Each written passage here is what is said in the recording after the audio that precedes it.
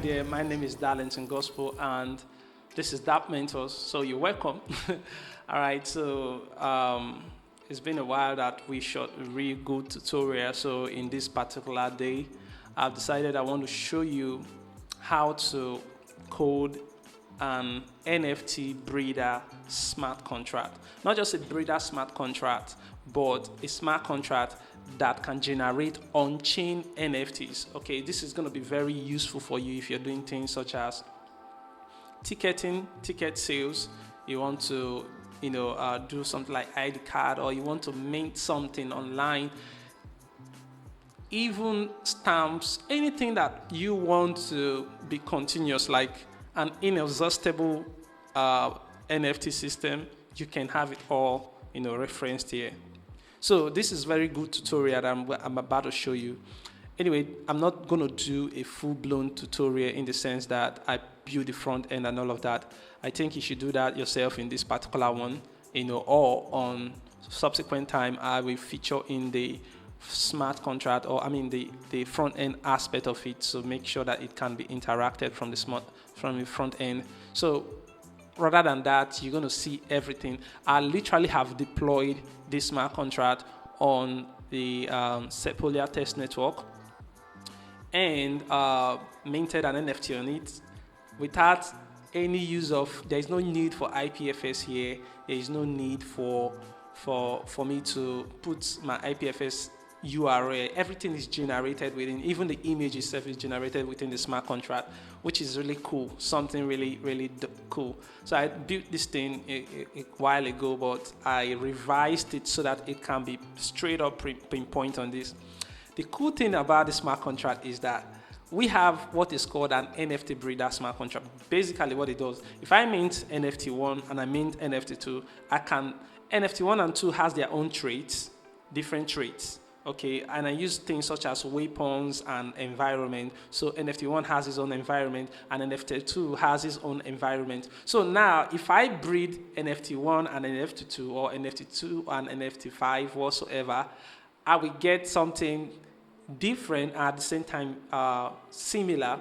Similar in the sense that there is a high chance that the child NFT can inherit both the weapon and the environment of the parent. So the metadata of the parent, it will just go through some of it and randomly just select the one that it wants and inherit that, just like we do in real life with our parents and how we inherit some genetic characteristics from them. So this is what we're going to do in this tutorial.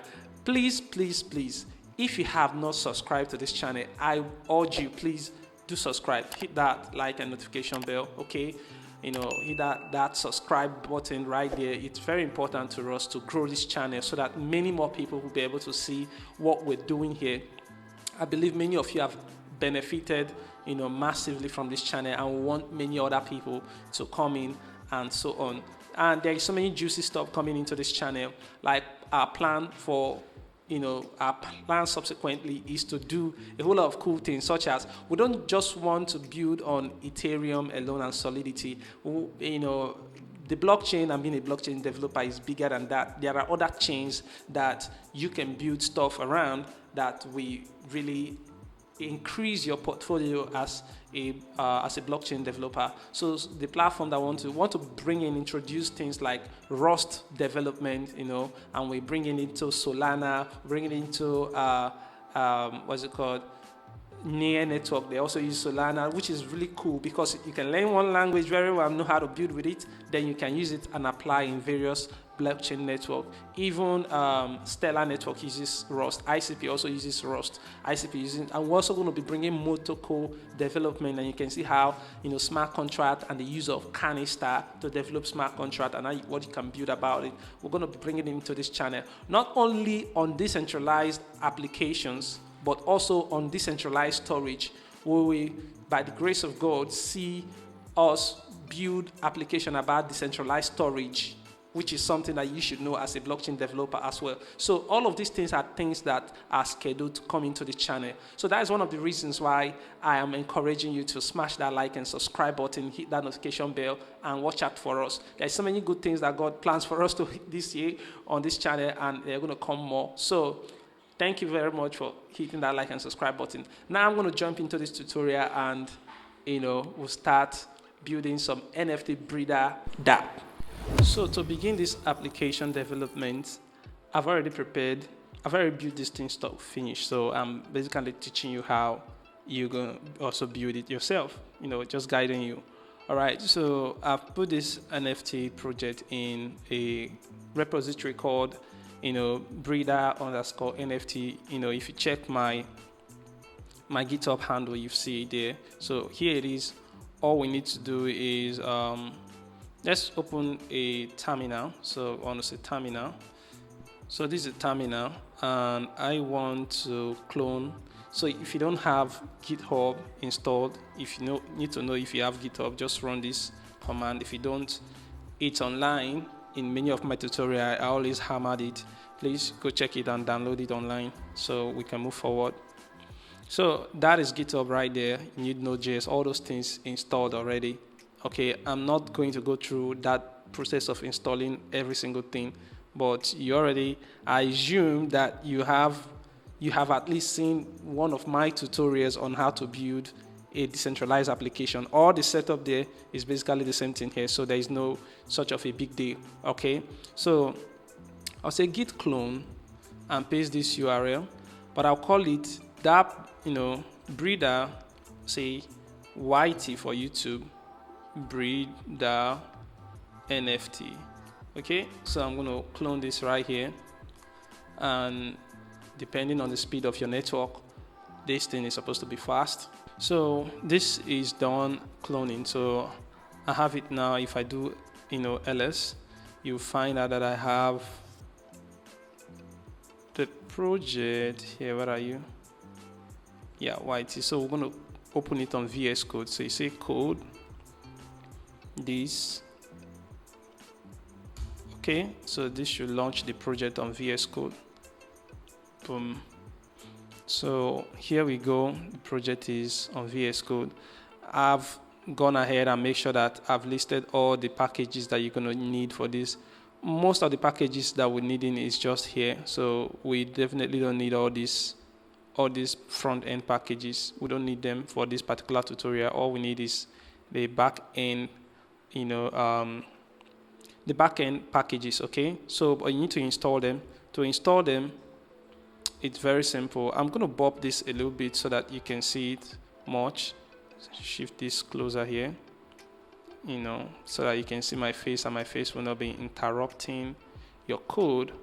Okay, so I'm going to even make this larger. Say yarn install.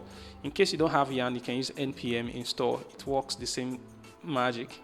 All right, so you install it, and this is going to install. Mine, I've already installed this before, so basically it's pulling from, the cached items, so it's pretty fast for me. Okay, so this thing is already done installing, so it's just finishing up. But before that, as it is doing so, let's just jump in here and let's create a new folder within the root of this project. Let's call this, here. Let's call this new folder contract. Okay, so we have contract folder right there, and inside of this contract folder, let's create a new file, call it breeder.sol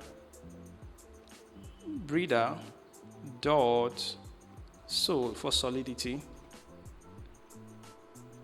So we have breeder.sol for Solidity. Why this is complaining? That I deleted those contract before, that folder before. So this is done now. Pretty cool. So now let's start with setting up some certain basic stuff here. So the basic things that I want to set up is the contract structure and import all the necessary packages that we need to build along. Okay, so so the first thing we need is to define that license identifier and also the range of compiler that is permitted to do some compilation on this smart contract. So which is this? Very simple, straight up. Okay, so these are the range from 0.70 to 0.9, on that, below that a little bit. So those are the things that you should know. we want to import some Openzeppelin contract. You see, Openzeppelin is part of the stuff we installed here. You can see, where are you? Openzeppelin contract right here. And you can see the version. It's very important that you follow exactly my versions, because if you don't, you might get some errors, because these guys keep increasing or modifying these things, and sometimes you can get some errors with incompatibility, so you should be aware of it. All right, so we're getting all those codes, all this import from Openzeppelin, and I'm going to explain what each one of these import does. So this is, the token contract itself, the ERC-721 token.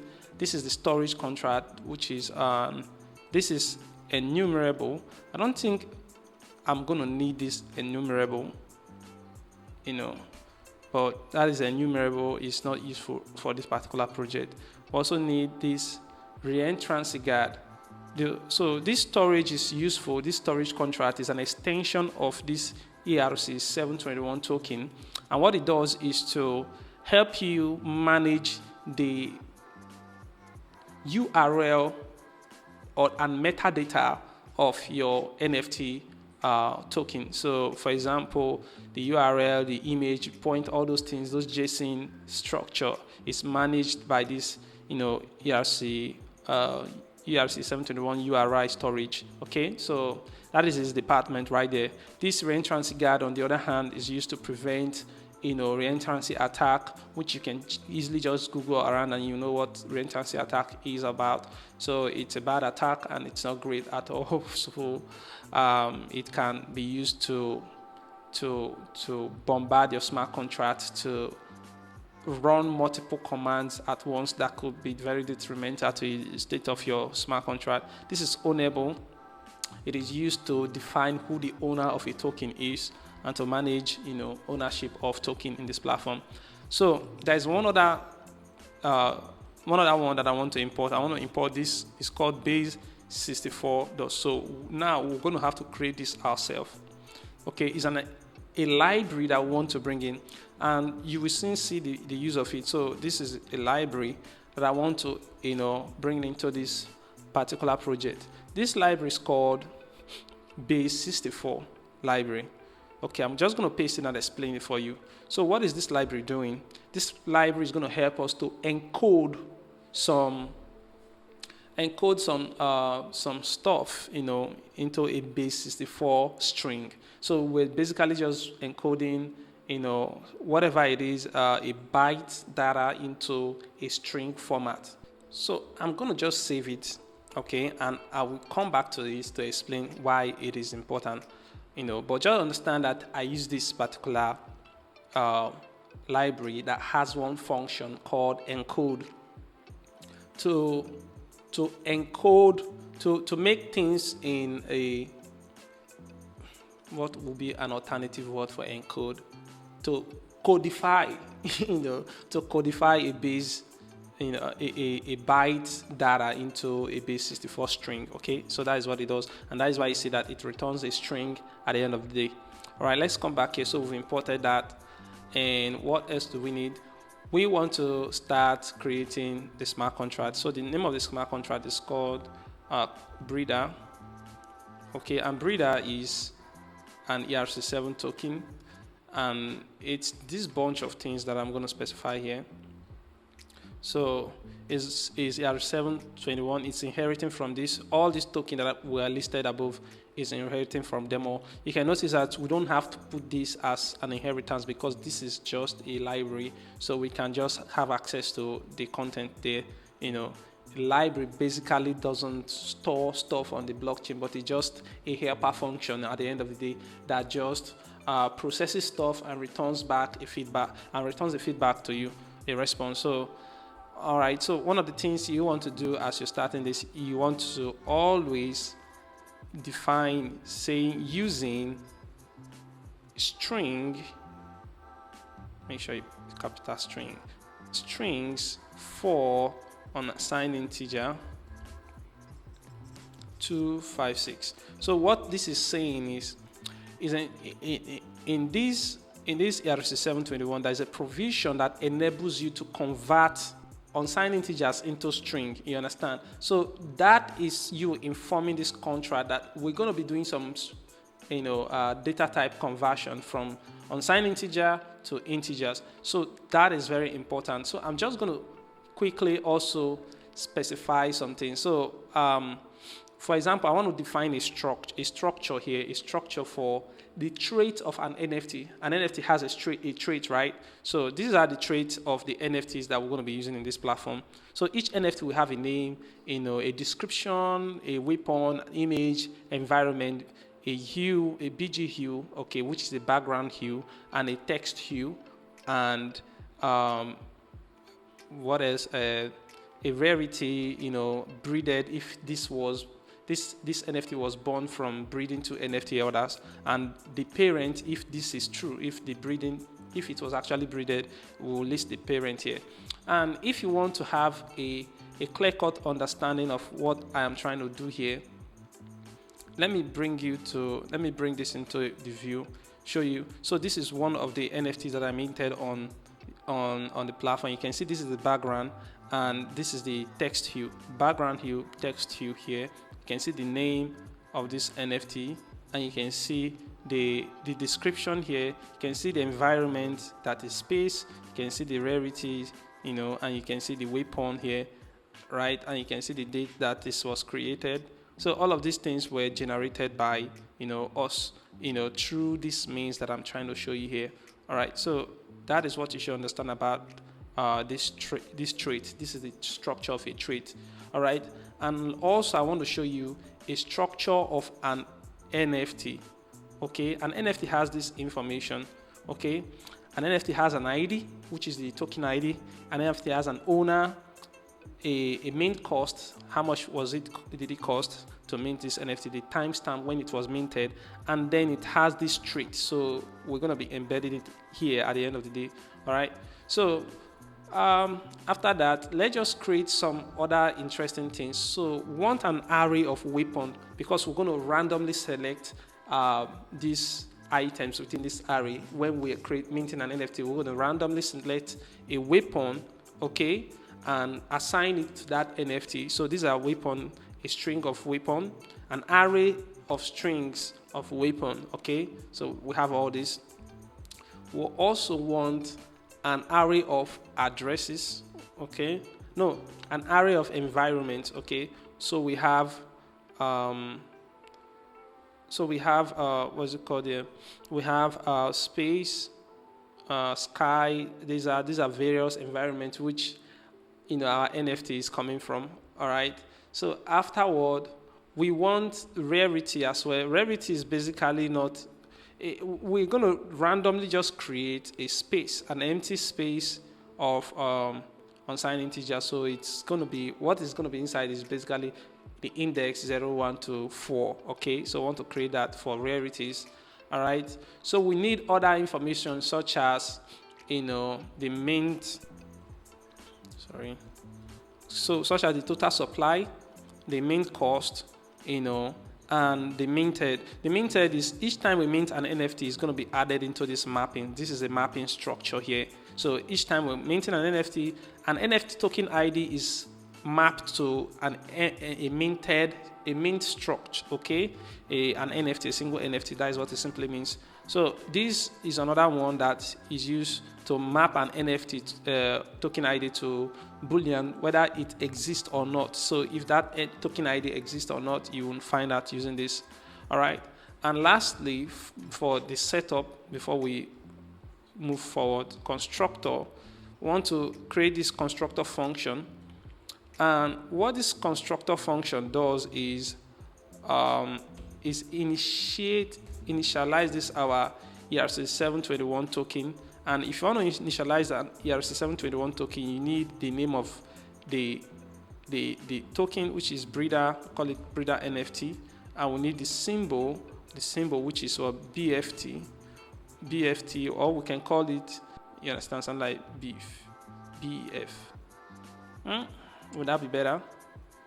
Or B, let's call it B, okay? Because I've already have a BFT, uploaded. So this is all we need to do, to set up our NFT system. So we have at the end of the day, we just done something simple. We just imported this smart contract that are going to help us in the development process of this NFT.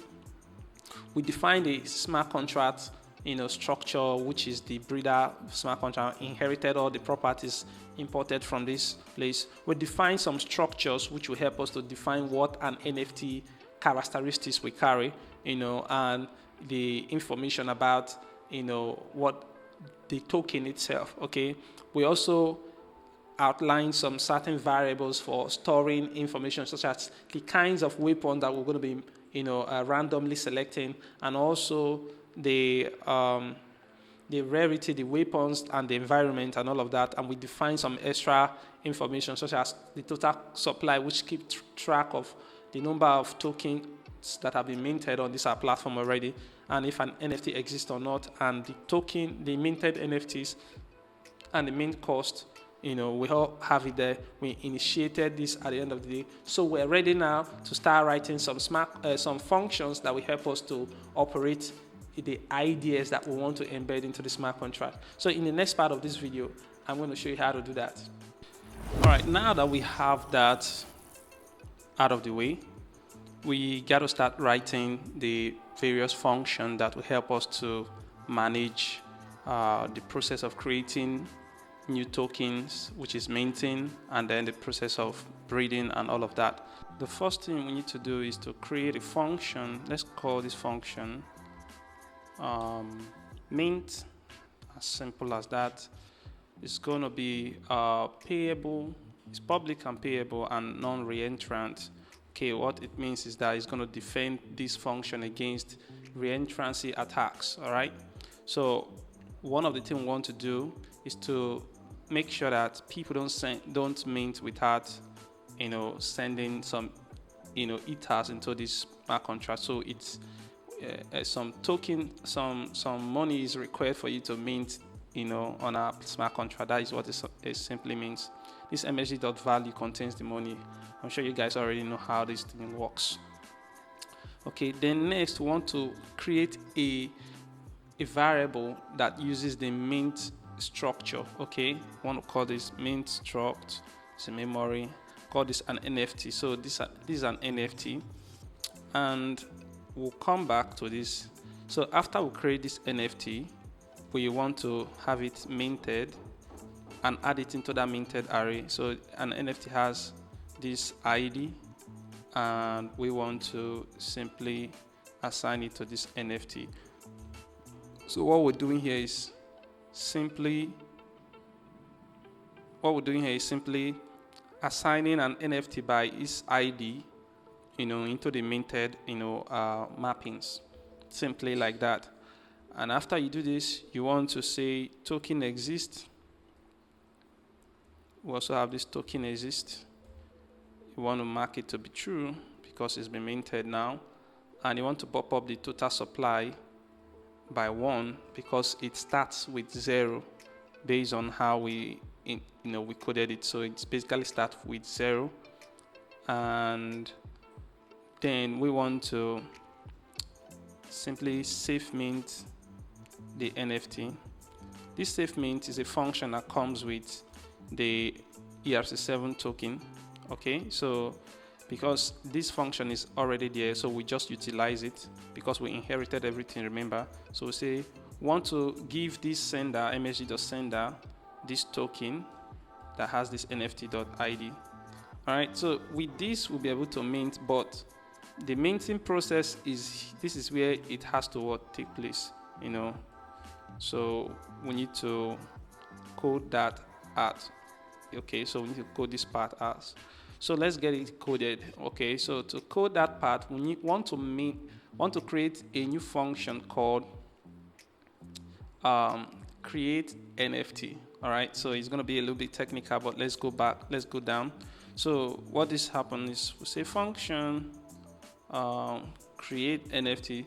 I'm just going to paste this thing because some of the times it's just a little bit easier to just paste it instead of typing it. So this is a function called create NFT. It takes an array of weapons. So each NFT should have an array of weapons so that it can select from. Okay, and this thing, environment, it also requires an array of environments so that it can select from that, randomly select an environment. Okay, it also requires rarity, an array of numbers so that it can select randomly the rarity. All right, and breed is a Boolean key to just inform this function if this is a breeding operation or just a minting operation. All right, so that's what it is. And this function is going to be an internal function. Okay, an internal function means it's not going to be callable outside of this smart contract. So at the end of the day, it's going to return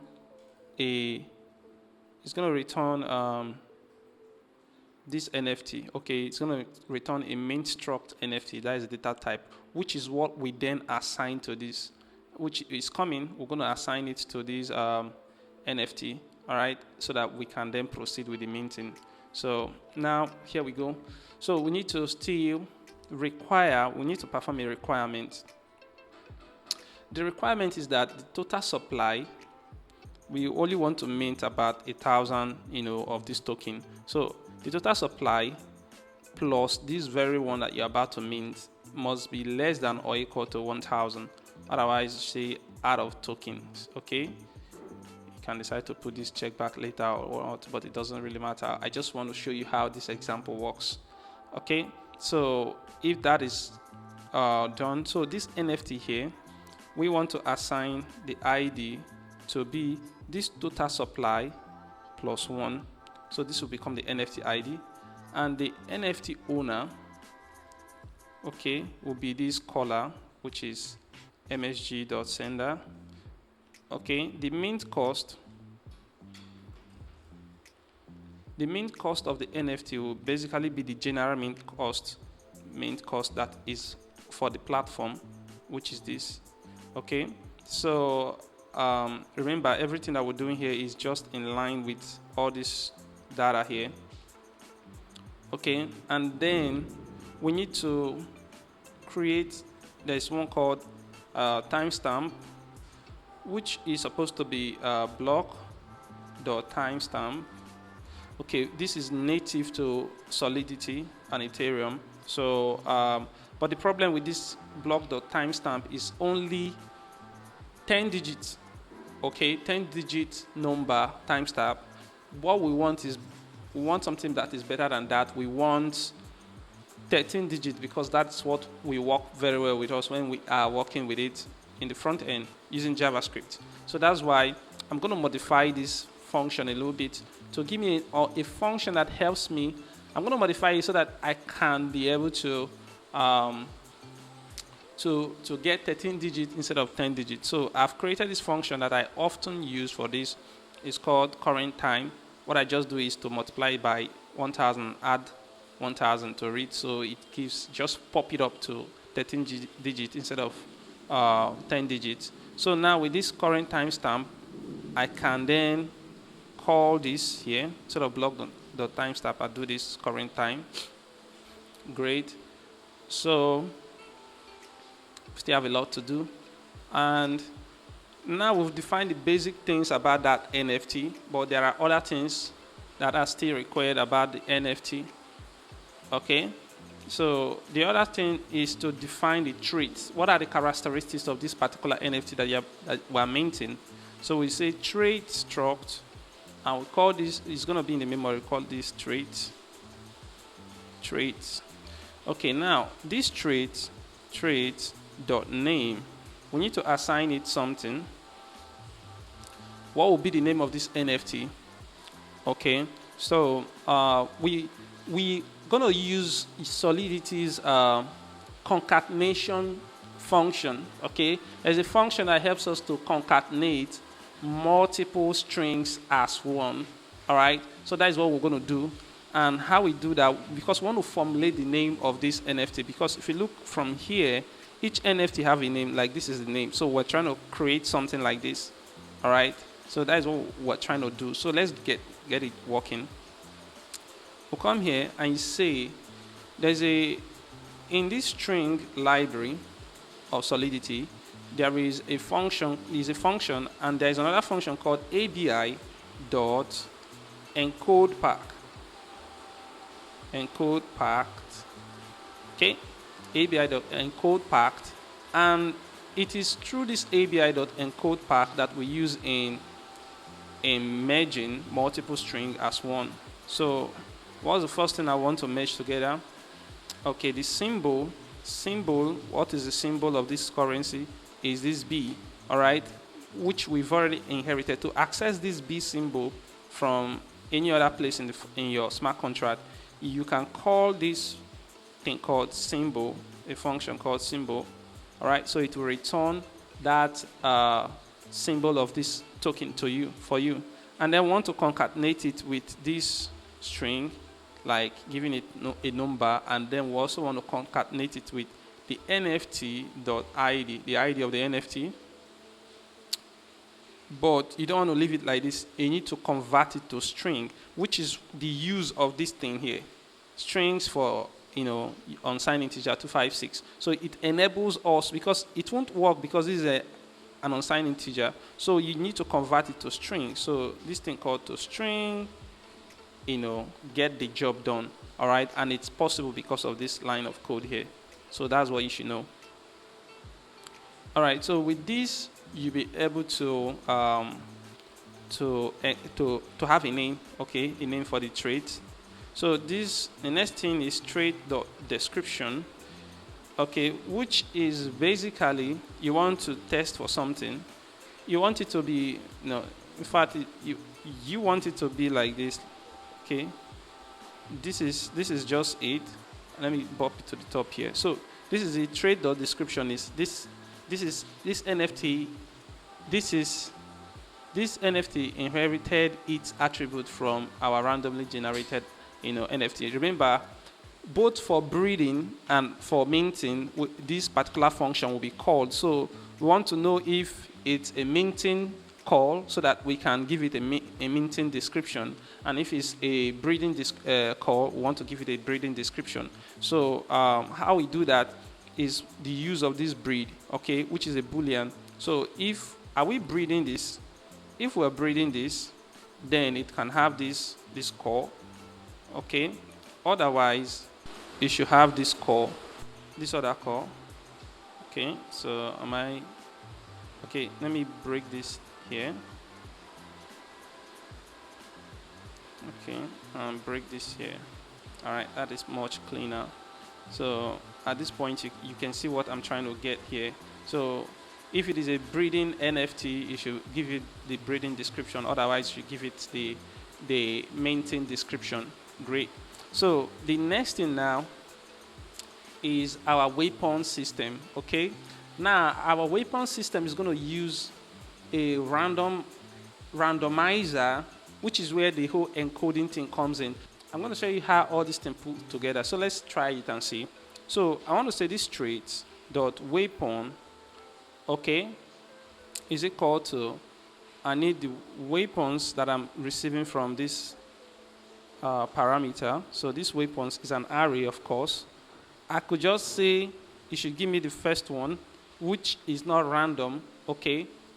So since it's not random, there is an algorithm that was created that consumes this base 64 to get us that whole, randomization trick. So I'm going to bring it up here for you so that you can see what is going on. I'm just going to bring it up and then explain it, okay, very simply. All right, so this is a random number, all right. What it does is, let me bring it up to this place. I don't know. Let me break it down into multiple lines. I don't want it to block your view.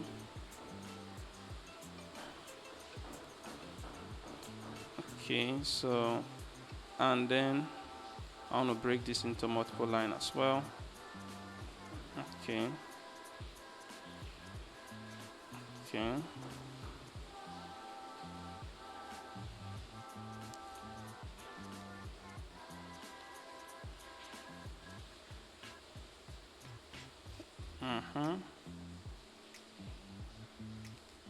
Okay.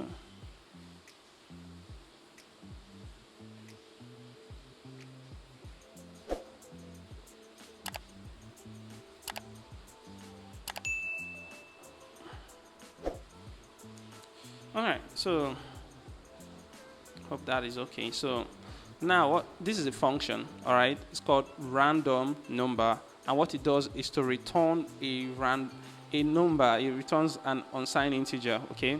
So it has this mod. This mod is a number that will be used to divide so that you can get a remainder, all right? And this is seed, and this is salt. These three parameters or arguments are necessary to enhance the randomization chances of this algorithm that we're just creating. So what is happening here is that we're calling this KCAS 256 function. This function you see here is responsible for, it's called a hash function in Solidity. It's responsible for converting something to a hash, okay? So what are we trying to convert to a hash? We want to convert this ABI.encode pack. What are we encoding? We're encoding the timestamp, we're encoding the sender of this, these are the various things that we're merging together, okay? And we're encoding the seed and the salt, everything together, we're bundling it, and then we're dividing it by this, and then return a number at the end of it. Whatever it is, just understand that this randomizes, gives us a random number from a specific range of number that we supply. Let me just show you how we incorporated it into this project. Okay, so in this place, we want to call on this random number function, okay, because we want to randomly select a weapon from this array. So that is what we're trying to achieve here. Just understand that this function helps us to achieve that. All right. So what is this first parameter we need to pass here? We need to pass this weapons.length so that this function will be aware of how many elements are in this array, so that it won't go beyond the specific space that was preserved for it. Okay, so this length will become what is called a mod, okay, and you can see the array's length will become the mod, and we have current time. This current time will become the seed that you're using, because this current time is undeterministic, so you don't know at which point and what the value of this current time would be. You know, you can't predict the 13 digits straight up as a human being, you know. So, and then you also need the seed. You want to randomize the salt, but this time around we're just keeping the salt at 0. So this alone, we randomly pick one element, we randomly select an index. By randomizing this, you select an index between 0 and the last element in these weapons, and then just assign it into this place. This is what we're doing here. We're also doing the same thing for this environment, okay? So if I do this, call this environment, okay? So the same thing goes in here. Make sure that yeah, hope you can see it there. So the same thing goes in here. We are randomizing the environment that is picked by default, so that it will pick only based on random value. So this is why I say that, you know, it's a little bit complex or a little bit advanced. Okay, it's because of these algorithms that do randomization, encoding, and all of that. Okay, so that is it. Otherwise, the entire thing is simple. So with that stated, the next thing I want to do is the rarity. Okay, the rarity now. So the rarity, I'm just going to change this to rarities, and then this one is rarity.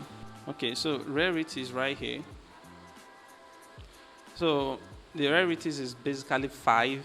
So it will randomize it and just assign one of those rarity values. You know that we created an empty array that has 5 index. Basically, we're just populating those spaces with just dummy values, what we're doing. So we're just randomly selecting one of those dummy values, and we're assigning it as rarity.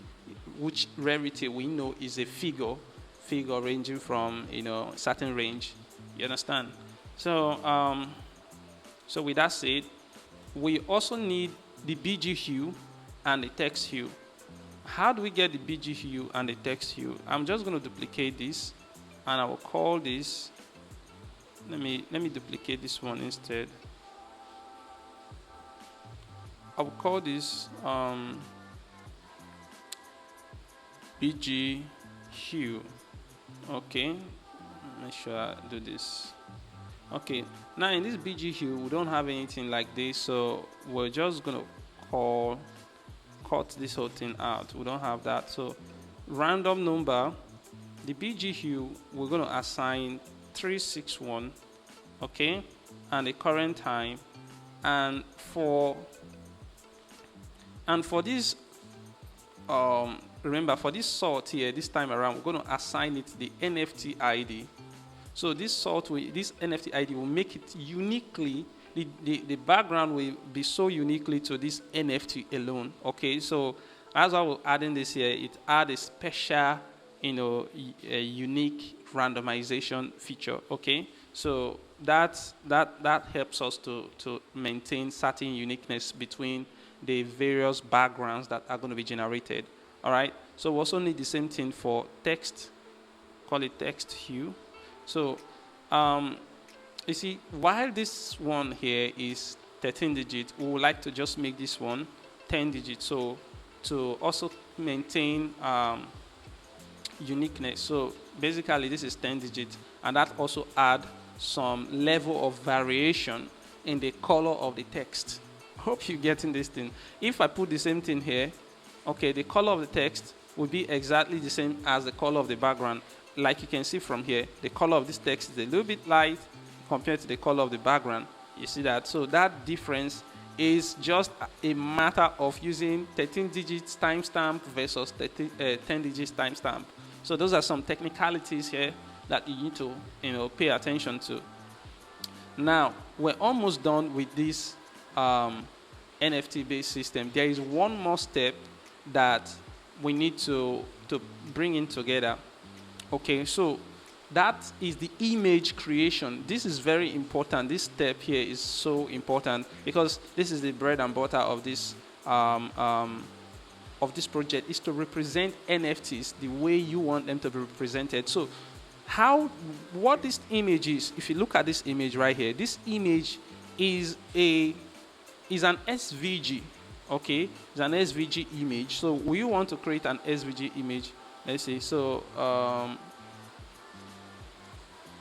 hope we're getting that correctly. So you can see that this is an SVG image. It ends with .svg. Okay, so that is what you should know. SVG. So we want to create an SVG image here. So we want to say this trait dot image is equal to a string. Now, a string, that want to encode multiple aspects as one. So we're using this string library, string function right here. Okay, so, and we need to invoke that ABI.encode, encode packed, remember, and this is what we use in merging multiple aspects of a string to be one. All right, so one of the things we want to merge is to define what kind of string this is. This is an SVG-based string. Okay, that's why we're defining it this way.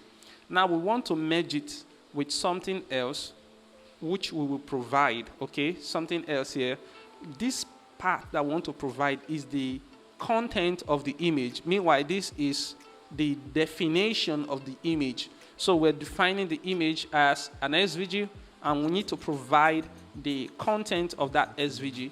So to provide that content, provide the content of the SVG. So now to provide that content, let's come here. We'll create another function called build image. Build image, okay? Yeah, told you this is going to be a little bit dicey, but you get it. You're getting it. That is the fun thing about this. I commend you for that. So now let's create a function called build image. Okay, so this function called build image, what it simply does is to accept 3 parameters, all right, which is the BG hue of that specific NFT, the text hue of that specific NFT, and the name of that specific NFT. Like you can see here, that these are the items that makes up this image. The BG hue, which is this part that you're seeing, the text hue, which is the color of this text, and then the name of the NFT itself, which is this abbreviated BFT, number 1 here. Okay, so that is what we're trying to do now. So those are things that we're receiving. And at the end of the day, it should return an SVG data content. You understand? So now, what you must understand is this is where we now invoke this encoder. This encoder is very important because that is how we turn it into an SVG. Turn it into a string. Sorry. Put all those things and encode it into a string format. So we call this base64 library and call that encode. There's that encode function right there. And inside this encode, what are you trying to encode? We want to encode, that we need to pass bytes inside of it because that is what it receives. Okay? We want to turn this whole thing into bytes, okay, before we even encode it into string. So, and that you need to merge all those data again. So say encode back here. Okay. So now, what do we need to make? So in making an SVG, you need to encode this. This is the opening tag of an SVG, and this is the closing tag of an SVG. Remember, so everything will go in between here. That an SVG is going to require a rectangle. So this is a rectangle right here. Okay, and you can even do small things to make it look like HTML kind of coding also. So and then okay, and then you need to then pass in the other line of code. You need to pass in this BG hue.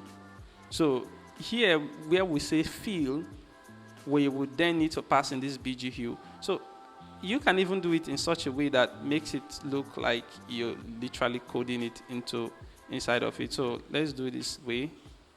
Let me shift this here so that my face will be showing. My face will not be blocking it. So this BG hue here, okay, and you want to then pass in the percentage ratio, which we make this to work fine. So you see this, all right. So we're getting the whole indentation thing, and it's working just fine. Okay. So BG thing, we just indexed this rectangle right here. So the next thing is for the text. Okay. So we're defining a rectangle box by putting this in, which has a height of 500 pixel and width of 500 pixel, which is basically the definition of this image here, 500 width and 500 height. So and then the color is that hue that we supplied. Okay, this is for text. The text this X here is talking about the location. In the X axis it should be 50%, and the Y axis it should be 50%. So that positions the text accurately in the center. Okay, and then it's also adding this attribute of dormant middle. So, but this is where we supply the color of that text. So we say text hue. Okay, and then you also need to close that. We also need to close this now. Okay, yep. So this time around, we can break this into multiple layers. So we can decide to go this way. Since a text has an opening and a closing tag, but this one is just self-closing tag. So that's why we put it this way. So now here, this is the other angle of this. I'm gonna do this here. Okay, so we have this. I'm trying to make sure that my face is not blocking this. Okay. Oh, what I can do is to help. Fantastic. So this should be all right now. Okay, so I'm sure you've seen everything just fine. So now, you see the way I'm just, concatenating items, just breaking them into chunks. I bet the better way for me to write this is to just make sure all of them are on their separate line so that it won't cause confusion, because at the end of the day, we're not writing HTML, we're just doing some string manipulation. So why should I constrain you guys to a HTML format? Okay, so that's what I'm saying here. So these put the text in the middle basically, and you want to then pass in inside there the name of this NFT, and at the end you want to close the text tag. So we want to close it here. So at the end we're closing it here. Okay, if you want to make it look fancier, you can even do this like this. Okay. It's just very tempting to make it look really cool, but at the end of the day, this will create an SVG. That is what really matters the most. This will create an SVG, but then we need to return this. Okay, otherwise this is not completed. So we want to say, just copy this, paste it here. So return this base 64 encoding. Okay, so this is an entire string that is going to be returned, and then now we can pass this here. Instead of doing this, we can say build image, and what are we going to pass? We're going to pass the name. So we're going to pass this trade.name here. I will just define. So trade.name, the BG hue, trade.bg hue. Okay, and trade.text hue, and then also passing the name. So those are the items that we use to create, an image. Okay, this is really cool. So we create this image and store it in this attribute here. Now that we have all that fixed, the last set of things that we need to do here is we want to say this trait dot breeded. We have this thing called breeded, a key called breeded here in this, which is true or false. Okay, so breeded would be equal to whatever this breed is. It could be true or false, so I'm just putting it there. That is how it is. So, and then the NFT that was created, that we created this NFT, so we want to say this NFT dot traits, we then assign it this trait that we've been manipulating all this while, which is here.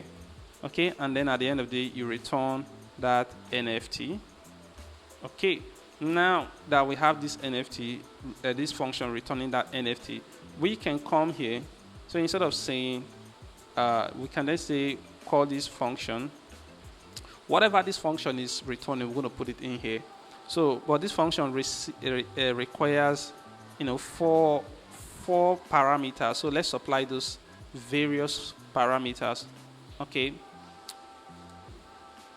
And now, to supply that, we need to pass in the weapons, all these weapons we have. So we're going to pass it into this function. Let me just leave it there. So I'm going to pass in the weapons. Okay, I'm going to pass in the environment. Okay, I'm going to pass in the rarities. Remember, all of these things are in array. So weapons, environment, rarities, they are all in array. And also I'm going to pass, false here, because I'm not breeding, I'm just minting. Okay, so at the end of the day, this mint function is complete. Hooray! Congratulations, you can save that. So in the next part of this video, I'm going to now show you how you can breed the NFT. This is for minting, but let's also do breeding. See you next. All right, so to breed an NFT, it's going to follow something similar to what we've done already. So I can close this place, okay, and close here. Okay, so for now, let's come here and create another function. We'll call this function breed NFT. We can do something similar to this, so I'm going to copy this line of code, put it here, call it breed. breed NFT. Okay, so what will this function require that is different from this? Okay, what it's going to require is it needs a father token and a mother token. So I mean, people don't just disappear in this world, right? They come through their parents, okay? And their parent cannot be one, neither can there be one gender either. So there have to be two genders and two parents to give birth to one child and multiple children, all right? So we're going to pass in this this function, call this token. So we'll call it father token. And we also want to pass another one, call it mother token. Mother token. All right, so we need those two token IDs. Okay, mother token, father token ID, and mother token ID. All right, so fantastic. And of course, you need the same check that you did here to be done here as well. But you want to make sure that the father actually exists. There's an NFT with that token ID for both the parents. So you want to do require that the token exists. This token that exists, you want to pass in the father token ID. And if it doesn't exist, you want to say father does not exist. Okay, so you want to do the same for the mother token as well. So I'm going to copy this. Say mother. All right, so these are some checks that needs to be done. After these checks are done, the next line of action, we want to boost the criteria. Want to boost the chances of inheriting parent weapon. You see, if you only supply, the array needs to be large for this, algorithm of randomization to literally work well. You get. So, if you want to boost that chances of this random selection to work well, then you have to supply a lot more, weapons. My initial movement was to just give, I could hard code it, just give the child his father's weapon, and you give the child his mother's environment. You see that could balance, but that is too strictly coded. I want some dynamics and freedom for a random selection process to happen under the hood. So that's why I'm not going to go in that way. So this is what I'm going to do to boost the chance of inheriting, parent weapon. Okay, I'm going to, because there is also something called recessive gene.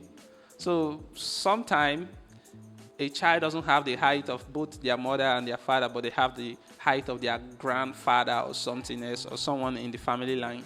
So those are the things that I considered while I was doing this manipulative trick. So now I need a string. I want a string, an array of it. I'll put it in memory. Call it family weapons. Okay, family weapons. I'll say new string. I want to define the size from the onset.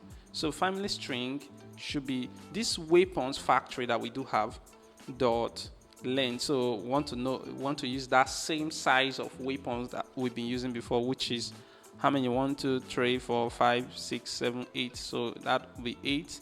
So I want to define the number of weapons to be this.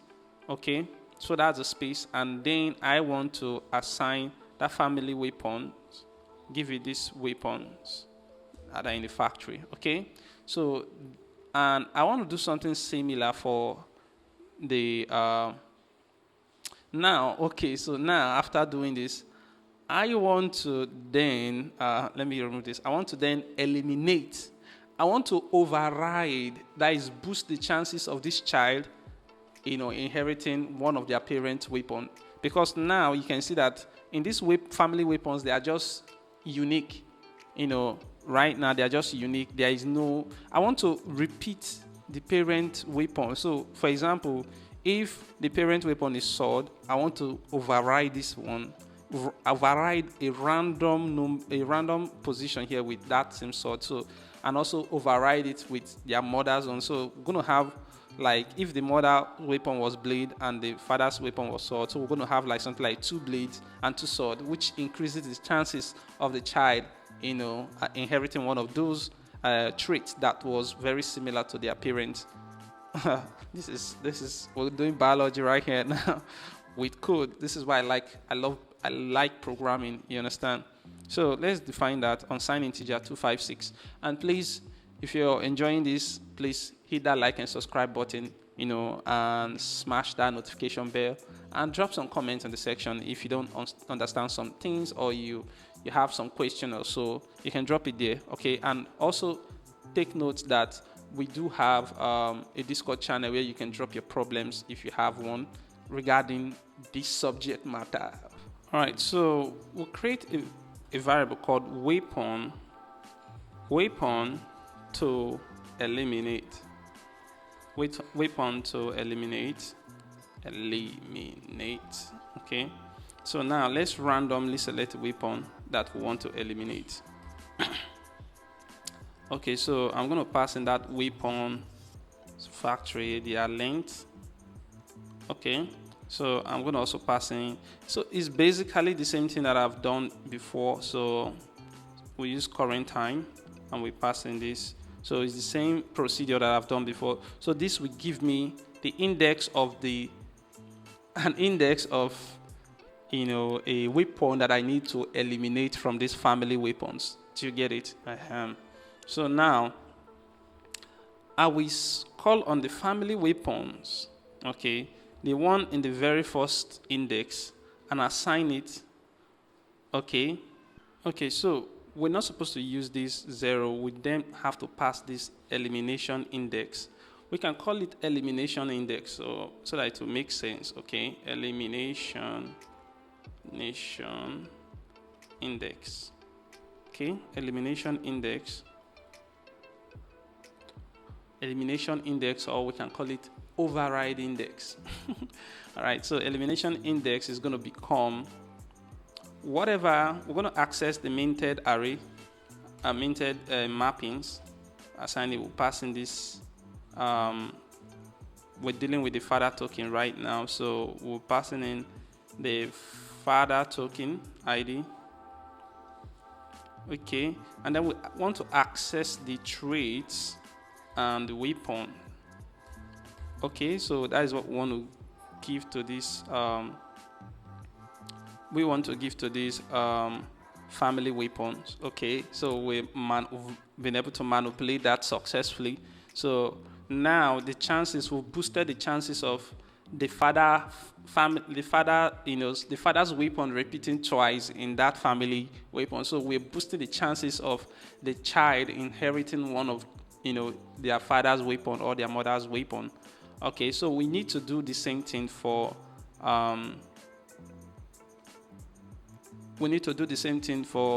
the mother.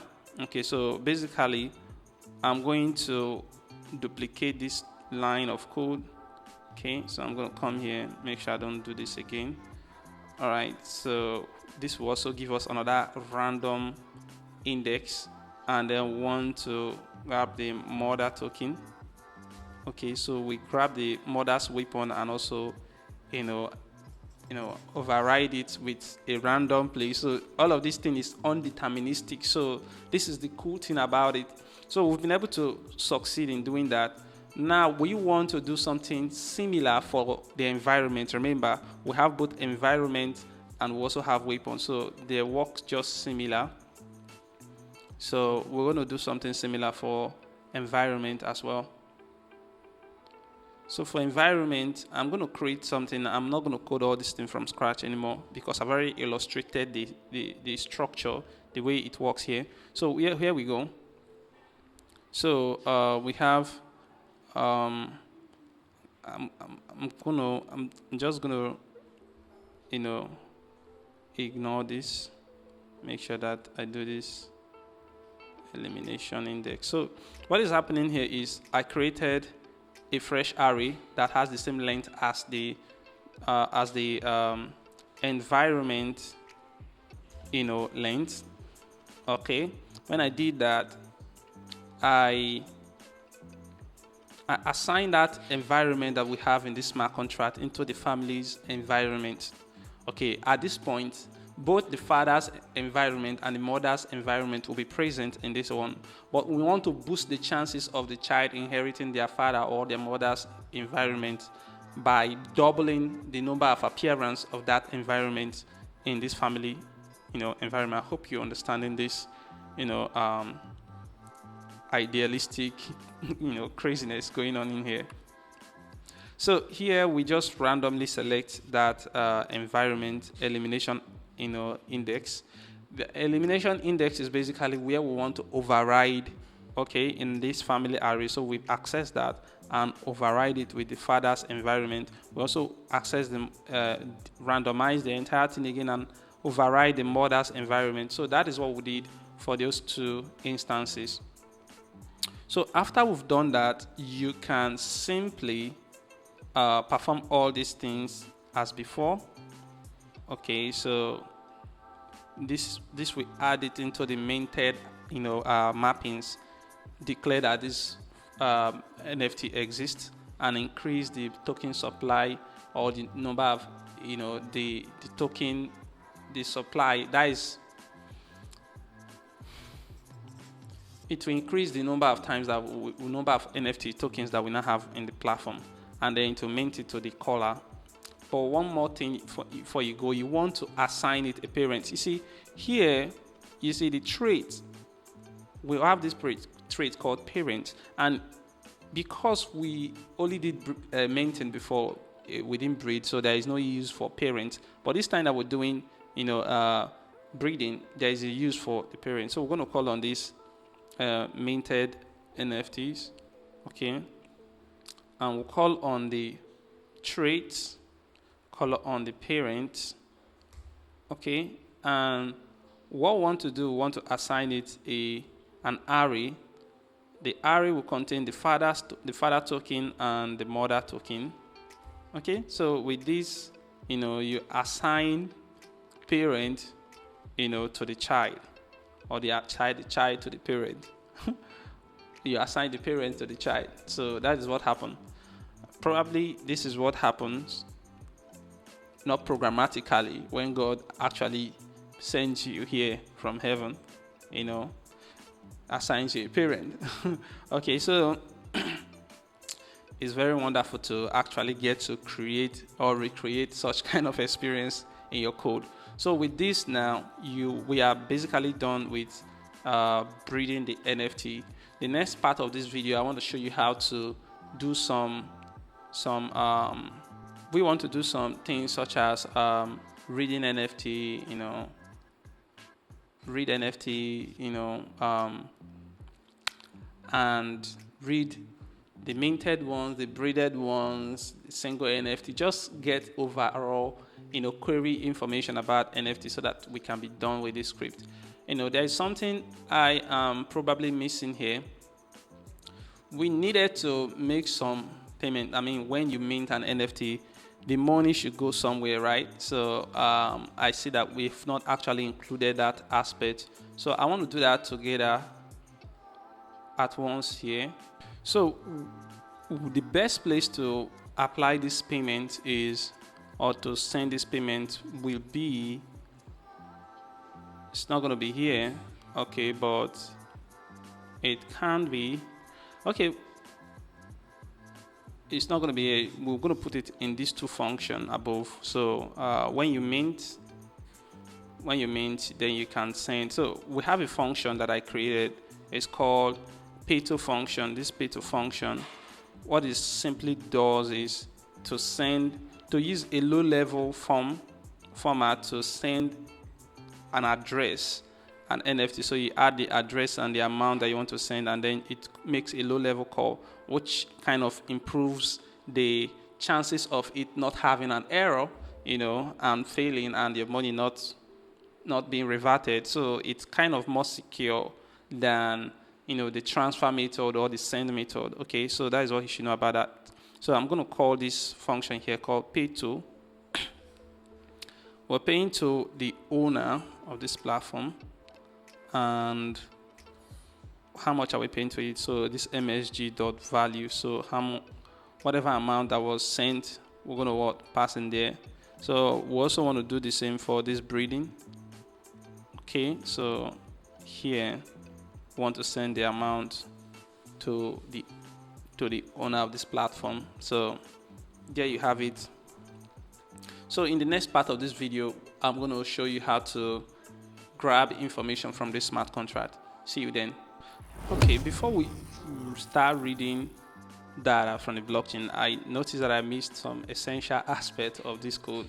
This code is huge and it's complex. That's why I'm doing it in this multiple part. But the good thing is that once you understand how to do this, then the application of this knowledge alone is basically infinite. You can use it for a whole lot of use cases. So it's your gain. All right. So let's resolve something. First of all, for you to test out if everything is working, you need to do yarn hard hat, compile in case there is something that you're not getting well. There may be an error or the other. So for example, it is saying that it is expecting. So let's go back to that code. Constructor. So this is not correct. This is supposed to be constructor. All right. So that was the issue. So I'm going to run this again. Okay. So this family weapon, line 75, I think 73 doesn't have a semicolon, so let's look at it. It should be here. Line 73. Yep, it doesn't have a semicolon, so you want to save that. You want to run this again to make sure that everything is working fine. So NFT, this is an undeclared stuff. So where are we having all these errors from? So let's go from 92. Okay, so this NFT here, where is it coming from?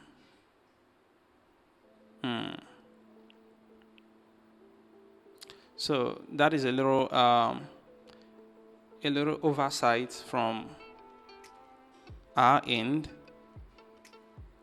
Okay, the oversight from our end. The idea here is that we missed out something important. We're supposed to create this NFT first before we can access it here. But since we didn't create it, just like we did with this main thing, you see here, we created that NFT first. So we needed to do the same here. Okay, so I'm going to do something like this. Okay, and it all makes sense now. This is how I can't just define all these things and not make use of it. Okay, this is how I pass in the accurate data. So for example, family. These weapons now, I'm going to pass the family weapons. This environment, I'm going to pass the family environments. Brevity remains the same. And I'm just going to say this is now what? True, because this is me trying to breed. So at this point now, I can have access to this NFT. So let me save that and run that check again, that compilation check. And we don't have that again. So this is a lot of things. First of all, it's complaining about this bond, okay, and it's complaining a lot about, and I understand what it is complaining about. So I want to teach you this. This is not something that you have to code or anything. It's just something that you have to copy and paste, okay.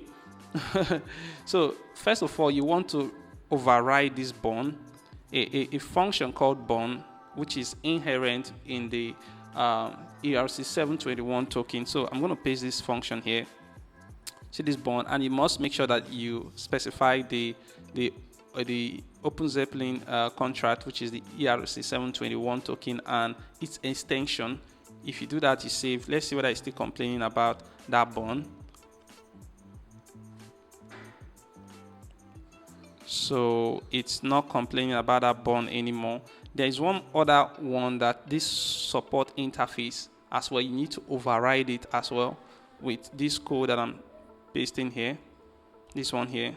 So you need to override it here as well.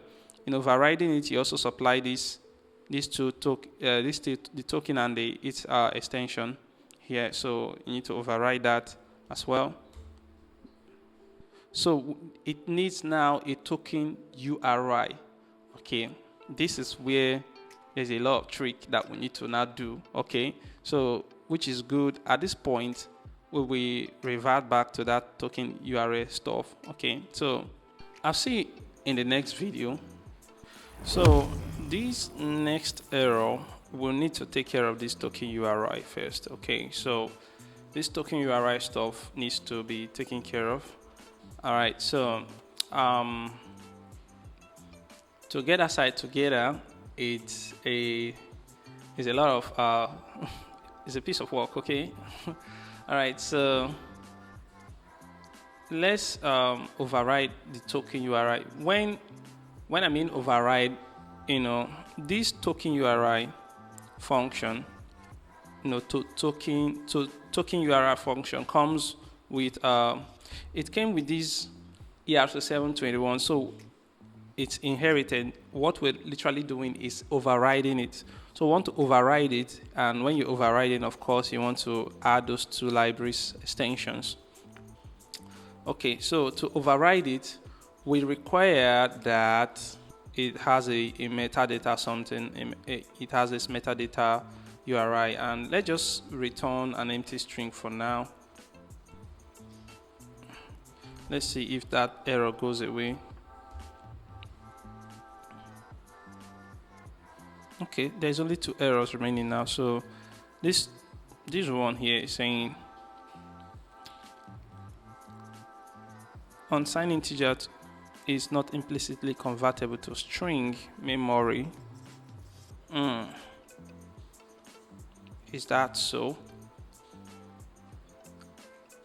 Did we make a mistake here? Let's look at it. Line 126. Now here. Okay, line 126. Where are you? Here it is. Oh, I made a mistake. Okay, this here is a random. It's returning an unsigned integer 256. That's why you're seeing in this returns, 25 unsigned integer 256. What you want to do is to convert this to, a string. All right, so that it becomes a string, because these attributes only hold strings. Okay, so that's what we need to do. And with that, let's save those 2 places and run this check again. Okay, everything seems to be all right. Very good. Now let's go back and work on some things, some really good things. Okay, so like this token URI, it's not supposed to just return an empty string. It's supposed to return a series of the metadata URI. Okay, the metadata of each NFT that we're building. Okay, that we're maintaining. So the metadata is what is supposed to be returned. So we've built the image, but we also need to build the metadata as well. And there is just 2 aspects of this metadata. One is the attributes, and the other is the JSON, encoding it into a JSON format. A lot of technicalities here. So let's start with the building of attributes. Okay, so I'm going to come here. Okay, after this build image, let's look at build attributes. Build an attribute. We want the environment, okay, because we want to build based on this environment. I mean, please look at this attribute here. So an attribute is something like this. This is an attribute. You see environment, rarity, and weapon. These are various what's it called, attributes. So we want to build that attribute and make it in this form, randomly assigning whatever we want to do. Okay, so that is the idea about this. And even the timestamp, which is the date, you can see that here, this date. Okay, it's also an attribute as well. So let's come here and and it's supposed to return a byte. Okay, a byte data, and this is an internal function. So let's return, okay, an ABI dot encode packed. Okay, and inside this encode packed, let's define the kind of thing that is going to return. You see, just as we defined, we put all these things. If you look at this build stuff, you see the way we merged, we concatenated each one of those strings to make sense out of it. So we're trying to what we're doing is, you know, the way JavaScript, you can just do JSON.stringify, you know, an array that has an object. That is basically what we're trying to do. We're trying to do like a JSON.stringify. So that is the format that we're doing. So for example, we need this. This is a trait. You see that this opens an array and an object, and you can see the type. The trait type is environment key value, right? And the value is what I'm about to enter now, which is what I'm concatenating. I want to concat. The value for this is this environment, whatever the environment is. You see that? So the next thing on the line here, please, why I'm pasting this, because I don't want to type all these things, because I could easily make a mistake trying to type.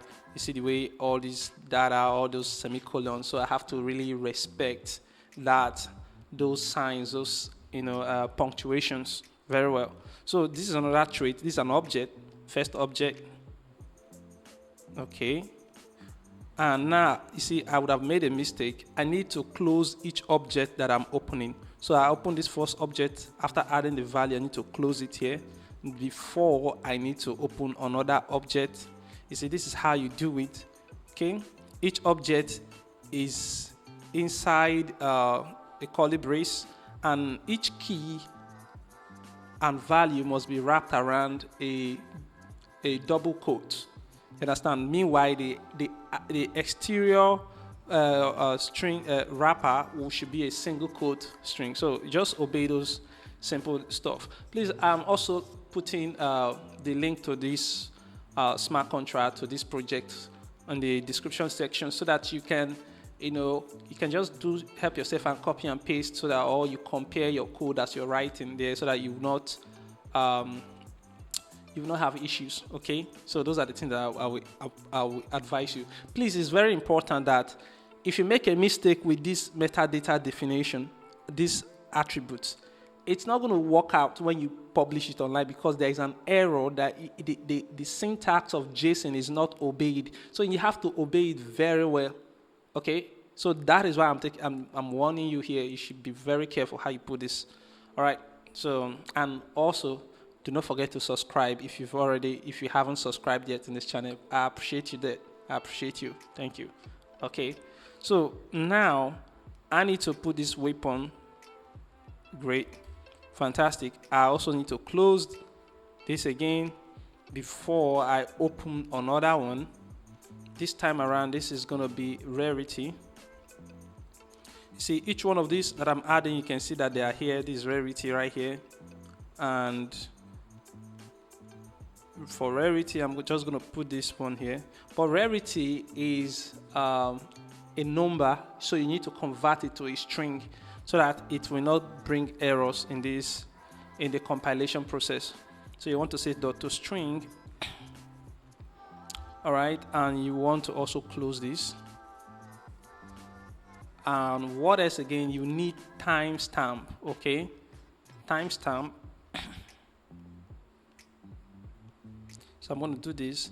The timestamp, the display type, you see that it's date, and the trait type is created. This is when this NFT was created. So this should be timestamp.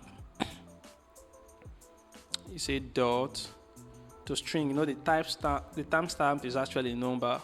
Okay, so at the end you want to close the object and also close, you know, the array. You get it? So this is what we use in building the metadata, you know, the attributes JSON. Okay, now we have this JSON built out. The next thing I want to do is to build the metadata structure in its entirety. This is just the attribute that I've built, but that's not the only thing that is required. There are other things, I've only done this once here, which include this trait. These are the only things that I've done: the trait, the date. Okay, but there is also this description, and there is this name, and there is this image. I need to also specify that in the metadata JSON. So that's what we're doing next here. So when you come down here, you say, want to define another function called build metadata. Okay, so all these functions are internal functions. So basically, you can access them outside of the smart contract. So this will accept the token ID. So that particular NFT that you want to assign all this metadata. And of course, at the end of the day, it's going to return a string. So what you want to do is, we can say return, just return an empty string first. We'll come back to it at the end of the day. So now I want to grab that NFT using this, metadata. So I could say this main struct, okay, say memory, and in the memory here we say NFT. Okay, this NFT, this is a variable I'm defining, but I can assign it with this minted. Okay, I grab this token ID. All right. Okay, so with that, I have gotten the NFT here. So I want to create a data type called bytes. All right. So byte is going to be memory. I'm going to call it an attribute, because when I encode, I need to create it in a byte format, because that is how I can call on my base 64 string encoding. That function in this place, this function takes accept byte. So I want to arrange these attributes I want to arrange them in JSON format. Okay, so I'll call this attributes JSON is equal to, you see, I'm going to call this function now, this function above that we just finished working on. So I'm going to say call this function, and I will pass in this NFT information. You see, for this function, it requires an environment. So I'm going to say NFT.environment. Okay, it requires weapon, so I'll say NFT.weapon. It also requires rarity, so I'll say NFT.rarity. It lastly requires a timestamp. The timestamp, we can create it ourselves here by just simply saying, or we can just simply pass it in here, say current time. You get that? So now I can break this down so that it will not, my face will not be blocking. My face will not be blocking what I'm coding. All right, so here we go.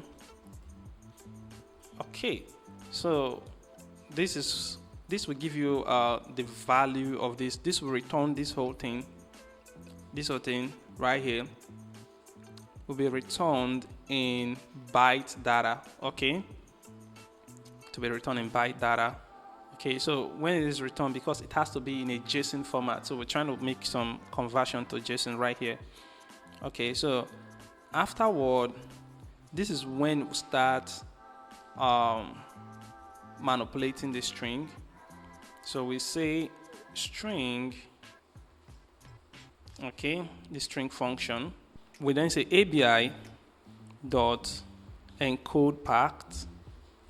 Okay, so inside this ABI dot encode pack, we want to define the kind of, you want to give information about the kind of data we're defining, and the information about this data is that it's an application /JSON, just like we had before the SVG. You understand? So this is an application /JSON, but is encoded with base 64. You see the trick here. So the data that should be passed, should also be base 64 string. Do you get it? So we need to pass this entire thing as a base 64 string. I hope you get what I mean. So we're merging all these things together. So before we even do this, so we now call this base 64, this encode function. And you know that what this encode function takes is a byte. It's a data type called byte. So I need to make sure that I'm taking byte, data type here. Okay, now let me encode multiple strings together. So I will say ABI again, dot encode packed, and what am I passing? You see multiple depths of value. So first thing I want to do is the ID of this token. So I want to pass the ID. See, I'm merging everything again, just like I've been doing before. So the ID of this token is NFT.ID, but you want to convert it to string, okay? So that's why we always do this. All right, so that is it. We also need the name of this NFT. I think let's locate those information here. So you see that the ID is basically 1 here, token number 1. And where is it specified? Probably specified somewhere, but I don't know. But that ID was not specified, but it's not listed among the viewable data. But we know under the hood that the ID is very much specified, as you can see here.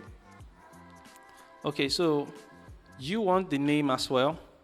Okay, so this is what we're doing here is creating an object. You see that this object has key value. So the first key is an ID, and this is the value. The second key, this value, then you close it. The second key is a name, and we need to add we need to drop the name of this NFT. We'll say NFT.traits.name. Okay, so this is the attribute of it. Then the third one should be description, okay, which you can basically just duplicate this, you understand, and rename this to description. But because I want to be really, really accurate, I'm just going to paste this thing because I don't want to make mistakes, okay, because these things are very, you got to be very meticulous when you're adding all this information. Okay, so then you pass in the NFT description. Okay, so you pass in the NFT description. So description, there you go. And you also want to pass in the price. How much is it? Okay, the price of it. Let's look at this. Do we have a place for price here? Okay, the price is not listed here as part of those information that was displayed, but you can on OpenSea you can actually decide how much price you want to sell this NFT for. So at the price, then we can call on this NFT dot main cost. Okay, but you need to convert it to string because it's not a number. Okay, so you want an image. So you have this NFT dot. You remember when we built that image? Okay, so we already have that image here. So we say NFT dot trait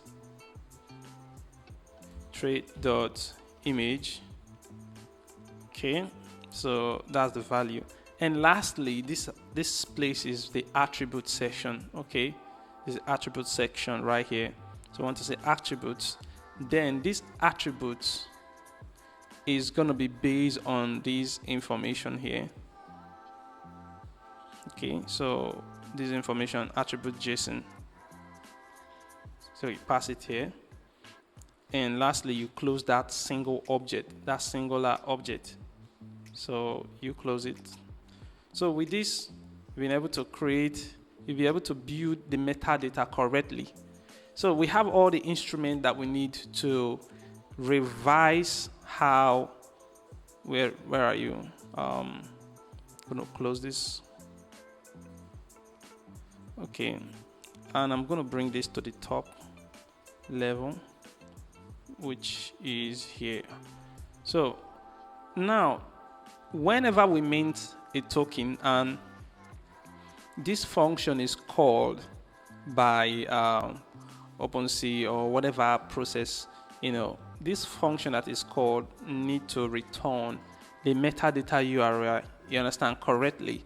So how do we get that? We can't return an empty string, but with this build metadata that has all those information very well labeled, then we can use this to return, the metadata URL based on the token ID that is passed. Remember here, we depend on this token ID to return the appropriate data. So what is being returned here is all this data plus, the JSON attributes, which are all these as well. So we're returning them in a JSON, that is a .json value. So then that .json value will then be accessible on OpenSea, courtesy this storage extension that we have here. So that is what we're doing here. So at this point, we kind of have all the major functions, written down and well coded. So the next part of this, I'm going to now show you how you can read values from, this blockchain. As we keep minting and breeding, we also need to read this data. So I'll see you in the next part of this video. So for reading data from the blockchain, the first thing I want to do is to be able to grab all my NFT, all the NFT that are minted on this platform. I want to be able to grab them all. And how you do that is very simple. So we have a function. This function is going to be called get all NFTs. Public view returns and main struct, which is collection of NFT, but an array of it, and want to alias it with this called minted. Okay, so now we want to define the size of this array called minted. To define the size, I will say minted is equal to new mint struct, and define it with the size of the total supply. That the total supply has the information of all the minted tokens on this platform. So that's why we're defining the size here. So after this, you want to use a for loop. Okay, you want to go through the entire minted mapping. Okay, mapping structure. That it started with 1. Okay, so this right now, the length of it should be the total supply. Okay, so we want to go through the entire array. That if it's array, then it is very sensible to start with 0, but this is not an array. This is a mapping that we want to go through here, so we need to manipulate it a little bit. So, but this minted is perfectly going to be indexed properly with that as an array, because you can start from index of 1, but you have to start from index of 0. But on this other side called minted, okay, we can't start with just I here. We want to add 1 plus, so 0 plus 1 will become 1, you understand?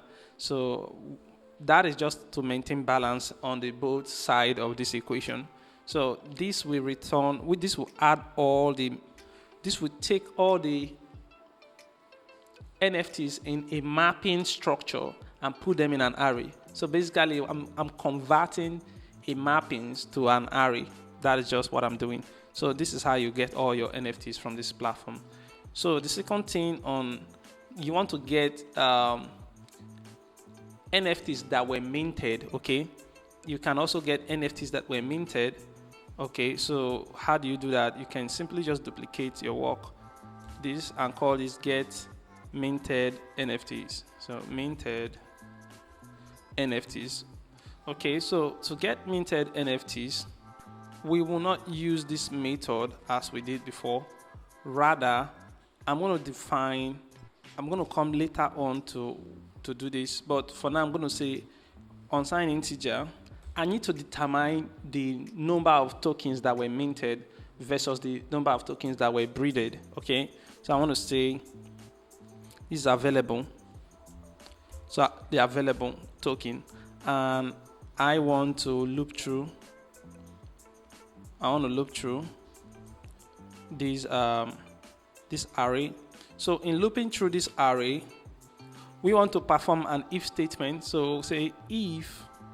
So if this this NFT, this particular one, dot breeded dot traits, sorry, you access the traits and then say dot breeded. If it is not breeded, in essence, if it is not breeded, then you can just do like this, or I wrap it around, wrap it around a curly brace. So if it is not minted, if it's not breeded, then that means it was minted, and I want to add it into this array.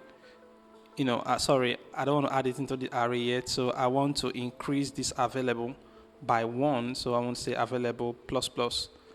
Okay, so this is cool, and since this is only one line of code and very short, I'm going to do it this way. Okay, so this way, grab all those, give me the total number of available NFTs that were not breeded, okay, that were just minted. So I want to go through the same thing again, but this time around, I want to create space only, not for total supply, but for, the minted. Now, this supply, this result now will now become based on the available NFTs that were minted and not breeded. Okay, so I will also have to do this check here to make sure that I only add those sort of NFTs as defined, here. Okay, so this is all good now, but there is a little bit of something that I'm missing out here. Just like I defined this available here, I want to also define one called index here. So this index is quite important because you don't want to use this to track this because of this if statement here, because this may be true or false. So if that is true or false, it could mess around with the index structure. So we need to rely on a different index structure to have this thing behaving the way that we intend for it. So that is what it should be. So instead of doing this, I could do this, then I would then have to do something like index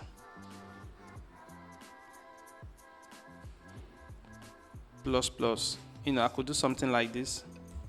Okay, which is just okay, but I could just do this at the same time, because the first time this is 0, and then then it increase on the second iteration. It can now be 1, but you can just shorten this whole thing by just putting it there. It read as 0 and then immediately also increases it so that on the next iteration it becomes 1 and so on. So this will get you all the NFTs that were minted.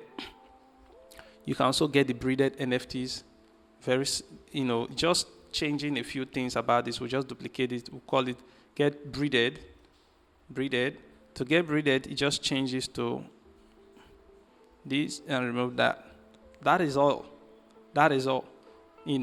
Because of these, depending on this breeded. Is it breeded? If it is breeded, I want those ones. So that is how you get breeded NFT. You can also get your own specific NFTs.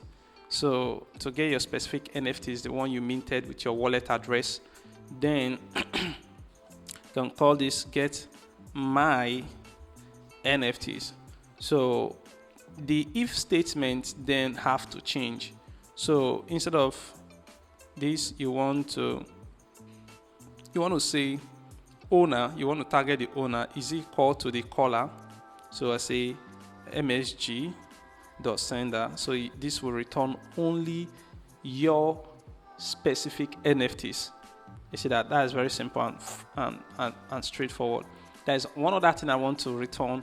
I want to return the parent of a specific NFT. So if I had breeded so many NFTs, so I just want to return the parent of an NFT. Remember, in this thing, an NFT can have grandparent, can have as many parents as it wants, to have. It can be as deep as it has. You can trace all those things by just calling this function I'm about to write and just referring to the parent of it. So let's just duplicate this right here. I want to say that get parent of. Okay, to get the parent of, you need the child, token ID, and of course you're going to also return an array of it. So now it's one thing that you want to check is you want to perform an if statement, because this is not going to be needed. I don't need to do this level of check first. I can just I know that the parent is going to be 2, so therefore I can call on this minted, okay, and grab the token ID, and then call on the trait, and then call on the parent, and then call on the total number of items that are there. So this will be used. I could also just define it as 2 simply, but to make it programmatic, we're just going to keep it this way.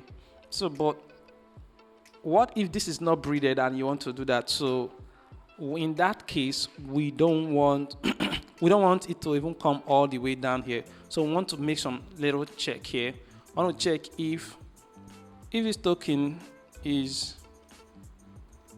So if it is not breeded, okay, in this case, if it's not breeded, we want to define that, this as an empty array. Okay, so just an empty array and return that minted. That way. Otherwise, if everything is all good, then we want to go through this process. Want to go through all the token and check for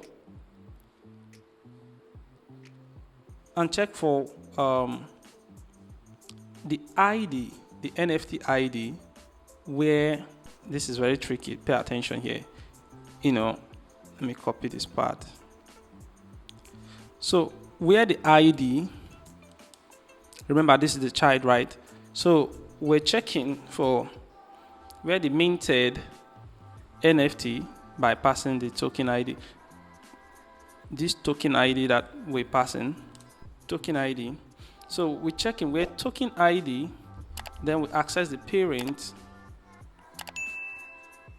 Okay, trait first dot parent, and then that parent is an array of numbers. So I want to grab the first element of that array. Okay, so remember this parent contain unsigned integers only. So I'm comparing the ID of each one of those NFTs against the ID of the parent within that child NFT. This is crazy, but I'm comparing that to figure out which one is the parent and which one is not the parent. Okay, so this is the first one, and if this is true, or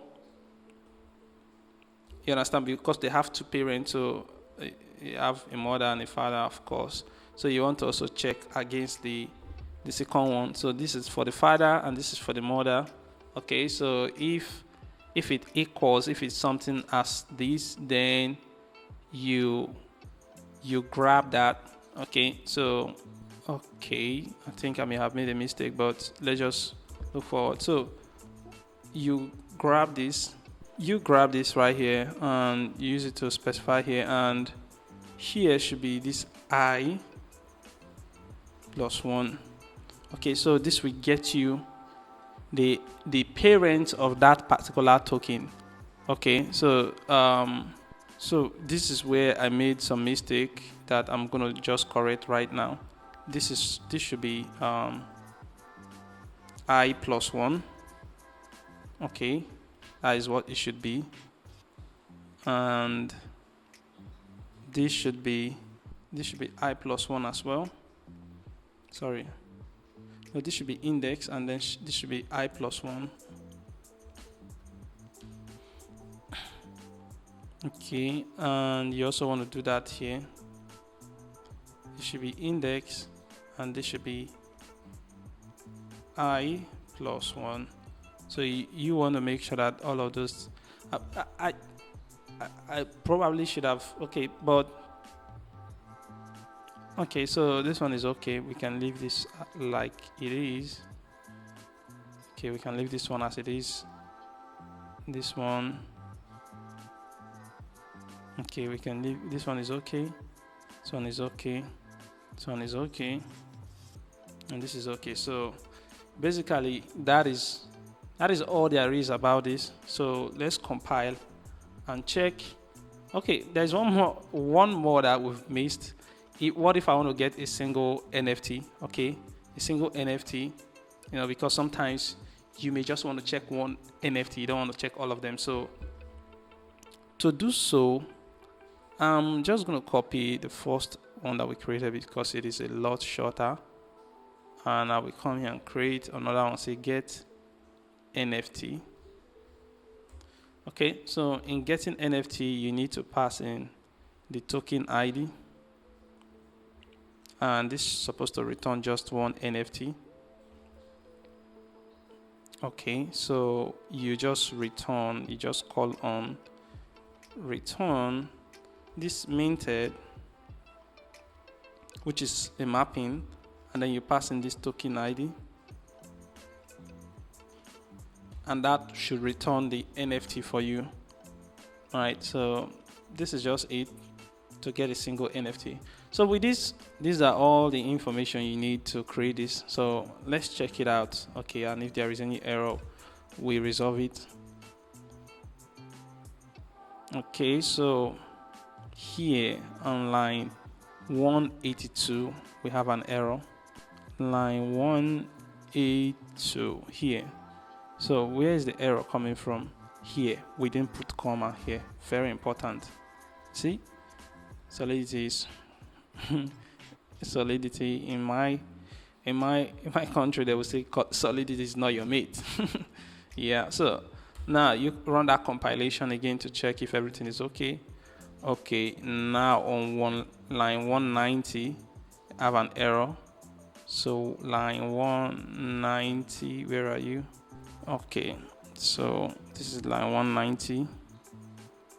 Environment not found. All okay, so these are under traits, so you have to say traits.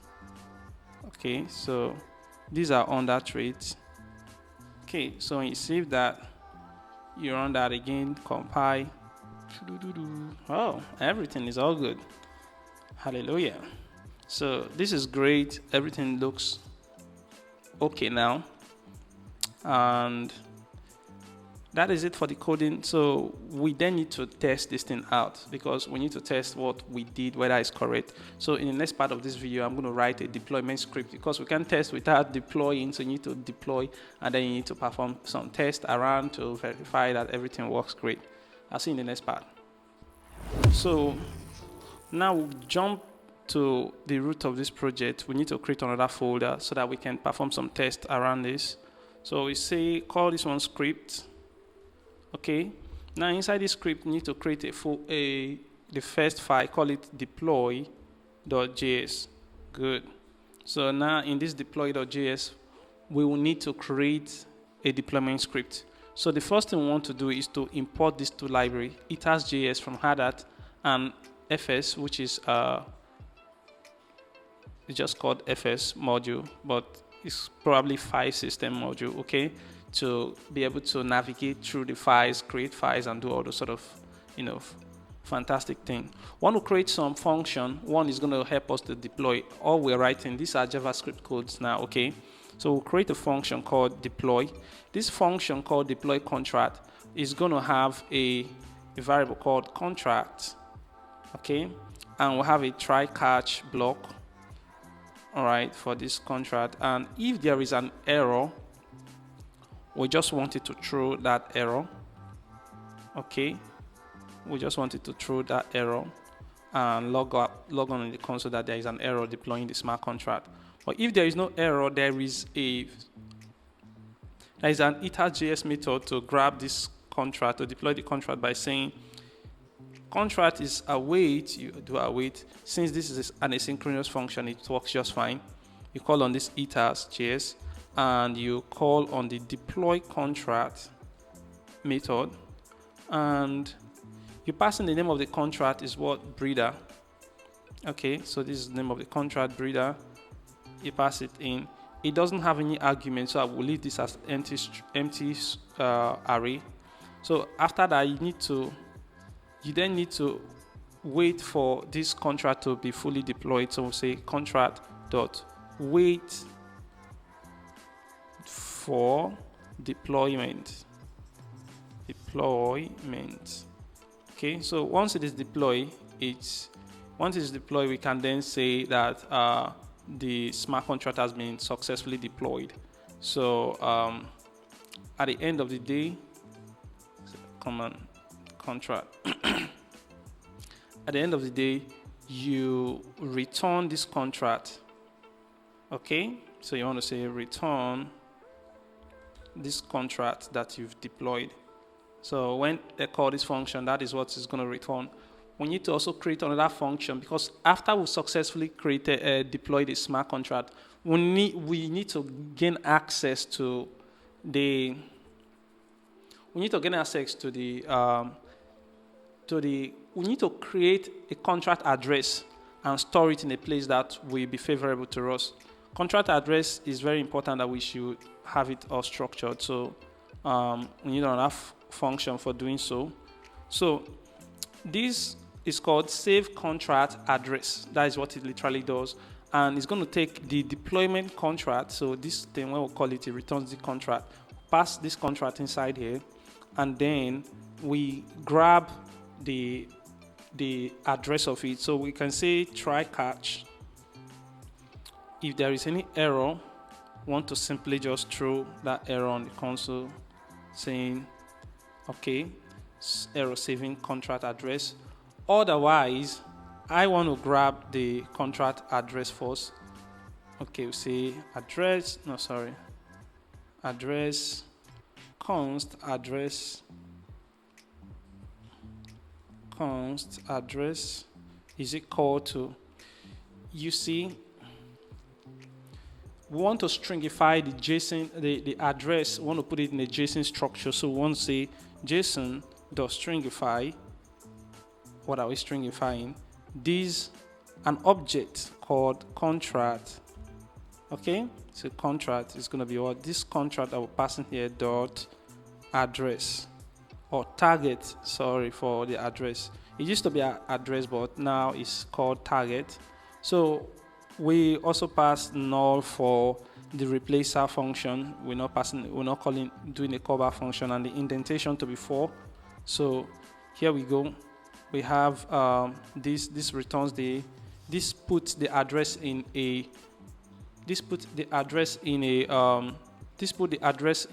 what is called a JSON format. Okay, put the address in a JSON format. Okay, so there we have it. And then since we have it in JSON structure, the next thing we want to do is to write it to a file, right? So say fs module, which is this, okay, and we'll call this write file function. Okay, in this write file function, it takes one of the things it takes is the location where we want to store this address. So for now, we want to store it in this contract folder right here, which is at the root of this function. So we want to say this current directory / contract, / contract address, .json.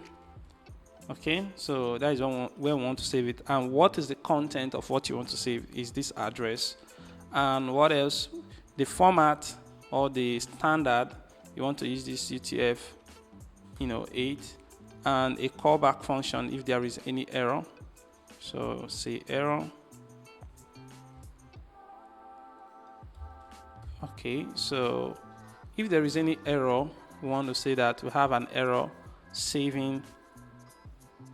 If there is any error, we say we have an error saving this. Otherwise, you should just display the deployed contract address. Okay, and it's successfully saved. So this is cool, and we're not yet done. So this is cool. This will help us to publish our piece of work. So now we need a main function to perform the deployment for us. So this main function, we need a try catch. So if there is any error, I want to say that there was an error, so I want to just say, unhandled error. Otherwise, this is what we want to do to deploy this contract. Say contract is a call to, we call on this deploy contract function that we created above here, which is this function. So this function will deploy that smart contract and store the instance or the address of the smart contract here. I mean, literally the instance of the smart contract, we store it in this variable. So after it has stored it in this variable, you want to write it to a file now. So you want to say await save contract address, then you pass in this contract address right here. Boom, that is it. I don't really even see any reason why we needed to write this here. So we can just do const. Okay, so there we have it. So, but at this point it's cool, but then we need to execute this main function. To execute it, we use this method here by calling this main function, and if there is an error, we log it out and put an exit code on it. So we save that, and this is good. If there is any error, we'll also find out. So you open your terminal. You want to spin up your hard hat server at this point. You want to say yarn, hard hat run, no, hard hat node, sorry. So okay, so we have it there we have it. So what I want to do, I'm going to shrink this down here, and I'm going to change the location because my face is in this side, so I don't want it to be obstructed. So now here we go. Now let's run yarn to deploy the smart contract. We want to say yarn hard hat run scripts. The script we're trying to run is this deploy script.js. You run it. Okay, it is deployed, and you can see this is the contract address. In fact, if you check this folder, you see this JSON structure to prove that our contract was deployed successfully. You can see blockchain activities that just received a new contract called Breeder. Okay, this is cool, but we're not quite done. This is only for deployment. What about for interacting with the smart contract to verify that the various functions that work as we have programmed them?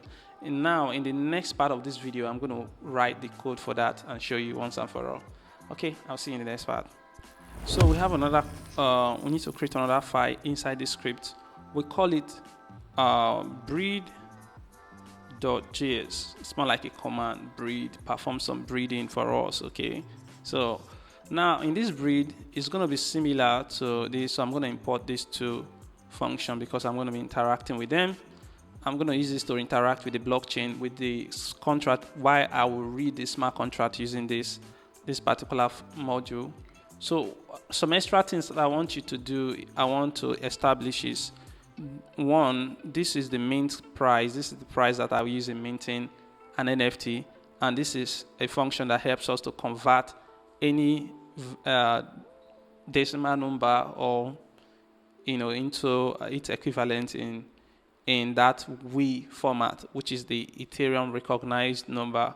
So the first thing we want to do is to create a function called mint, because you need to be able to mint mint a token before you can even test it. So this function helps us to mint a token. We'll pass in the contract address or the contract instance, the instance of the smart contract. So when you pass that, then create a transaction. All right. So we say await this contract, call the mint function. Okay.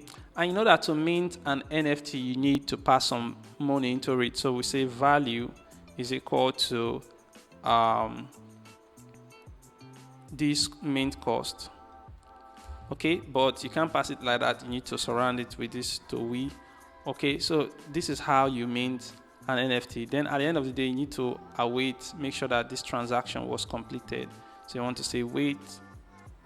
Okay, so once this will help us to mint an NFT. Okay, so we also need another function called breed. So this will help us to breed NFT. So we say breed NFT, passing the contract, but we don't need only the contract this time. We need the father token. We need the mother token as well,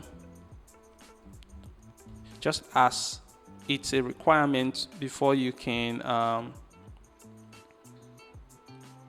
to mint. You don't need anything, but to breed you need the father token and the mother token. So that's why we're passing those things. Okay, so the father and mother token. And in this place, we're also going to pass the father and mother tokens. And of course, you want to make sure that you're calling the contract correctly. So I'm going to call breed NFT. Okay. And of course, it also takes some money to mint, to breed an NFT. So those two are, done.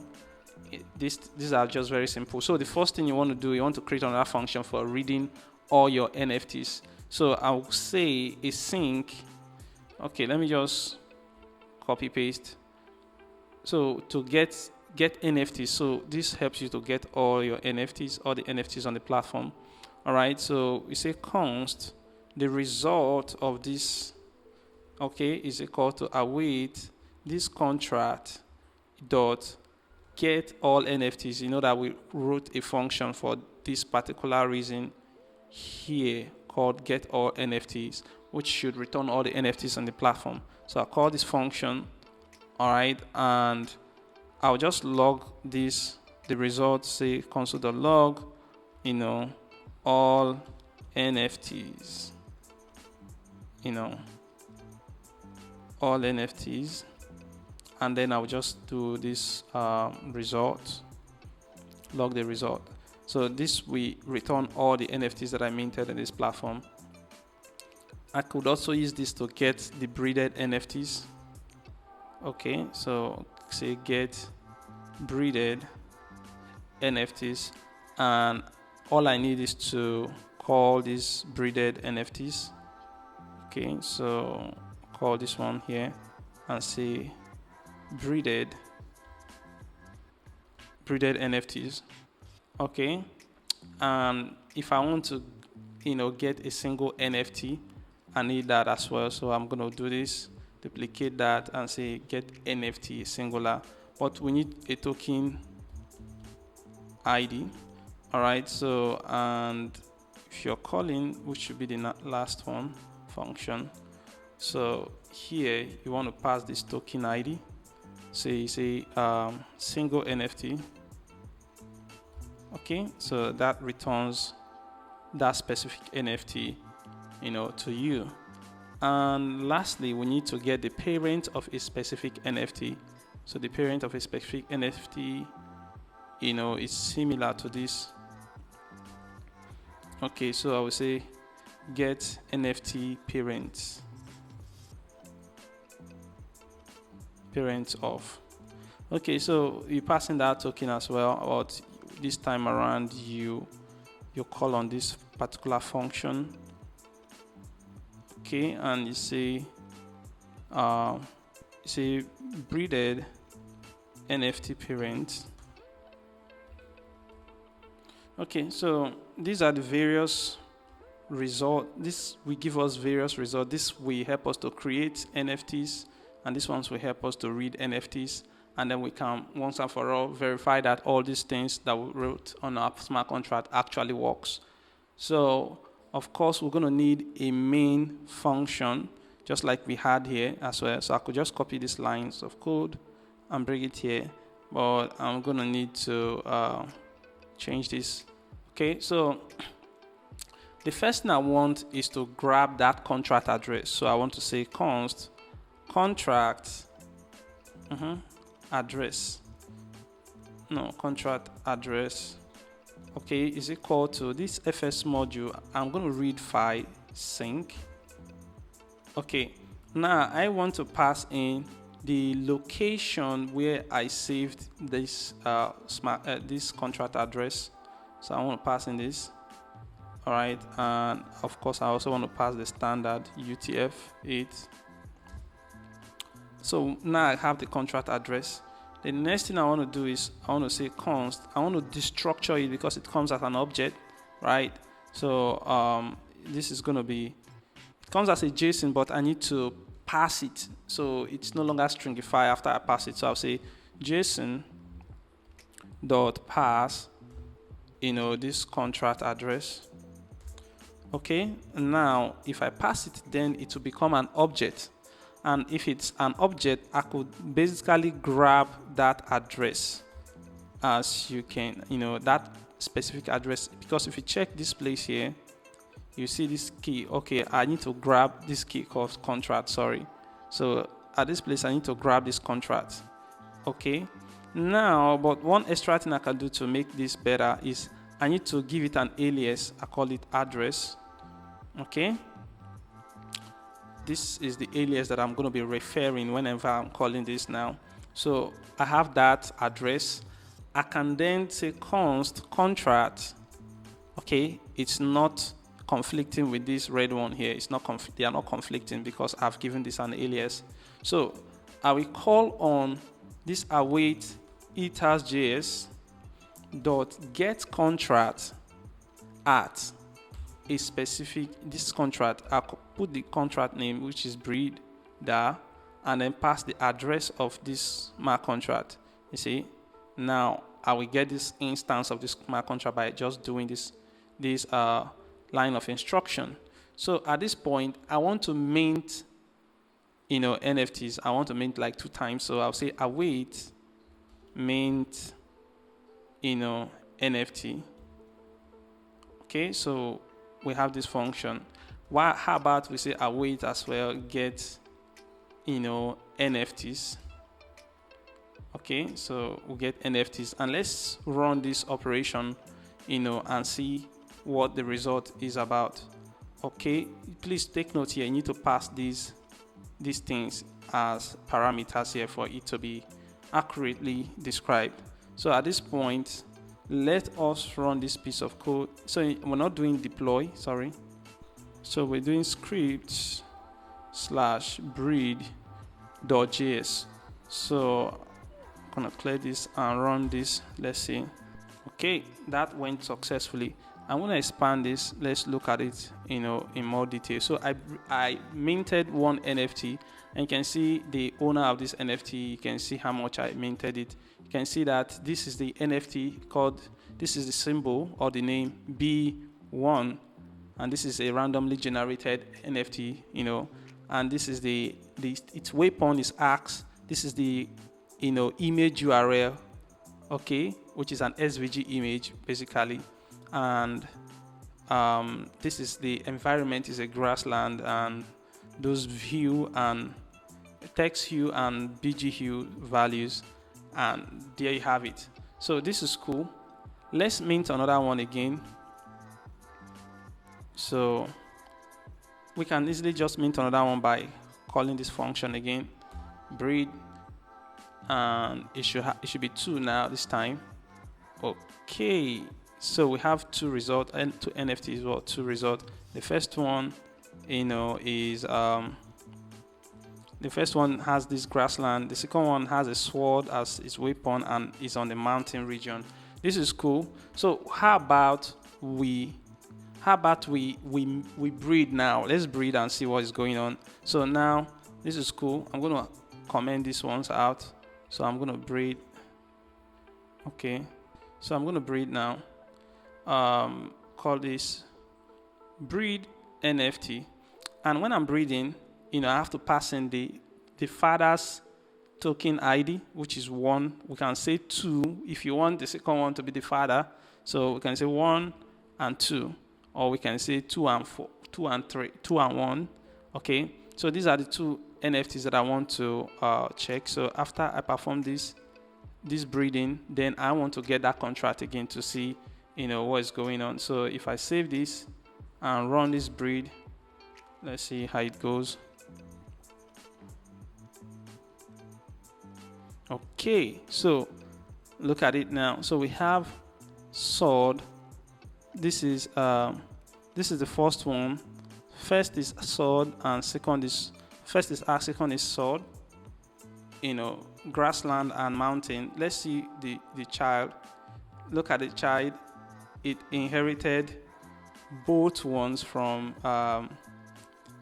the second parent. You understand? It inherited the sword and the mount and this other one. What's it called? The environment from the second parent. Okay, so this thing is not working out exactly. So where the issue is coming from my diagnosis is in this breeder function. Let's look at that breeder function. I want to make this modification again. The modification is going to come here. Instead of, we're not going to just feed this with all these weapons, so we're just going to change the way we thought about this. So I'm going to change this. I'm just going to give it 2. So I'm only going to take the father or a mother weapon, so that the inheritance can only happen between the father and mother instead of with other people, so that other token, so that it won't bring so many confusion. So I'm going to keep it this way, and now I can do this. Okay, so at 0 and at 1, and yep, I could do the same with, hold on, so this is for weapon and this is for environment as well. So I can remove this. I don't need to randomly do anything. So this is 0, remove this. This is 1. Okay, so we have this. So this will be based on two members only, instead of having 7 members or as many weapons. So I'm only going to be randomizing between the father's weapons and the mother's weapon, and also between the father and the mother's environment, so that we're constraining it to that to secure this selection process properly. I think that is all we need to do. So let's redeploy the smart contract. So we can say, okay, run the deployment script. Okay, waiting, compilation successful. So it's deployed, and the next thing I want to do is I want to come to this place. I will mint two of them and basically breed the 2 of them to see what the result will be. So mint 2, breed with the 2, and then get your NFT. So I'm doing that at once. It's called breed.js. So let's expand this to see. Okay, so let's watch. The first one has a blade and desert. Second parent has a stick and space. So let's see what the child is. Stick and space. Okay. All right. So let's breed again. So I'm gonna breed again by performing 1 more mint, and we can breed with the 3rd and 1. So let's see that.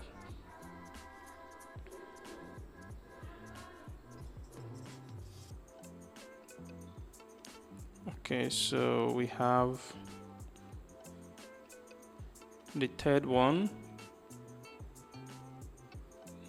third is stick and space, and this is blade and desert. Let's see, stick and space. There's just so much repetition. Probably the randomization, algorithm isn't performing very well, but I've seen it also perform really good as well. So I guess we just need to try multiple times to see how it all turns out. So I'm going to say 4 and 5. Okay, so 4 and 1, sorry, or 4 and 2. Let's try that. We can decide not to do this, mint a new one anymore. So let's try that again.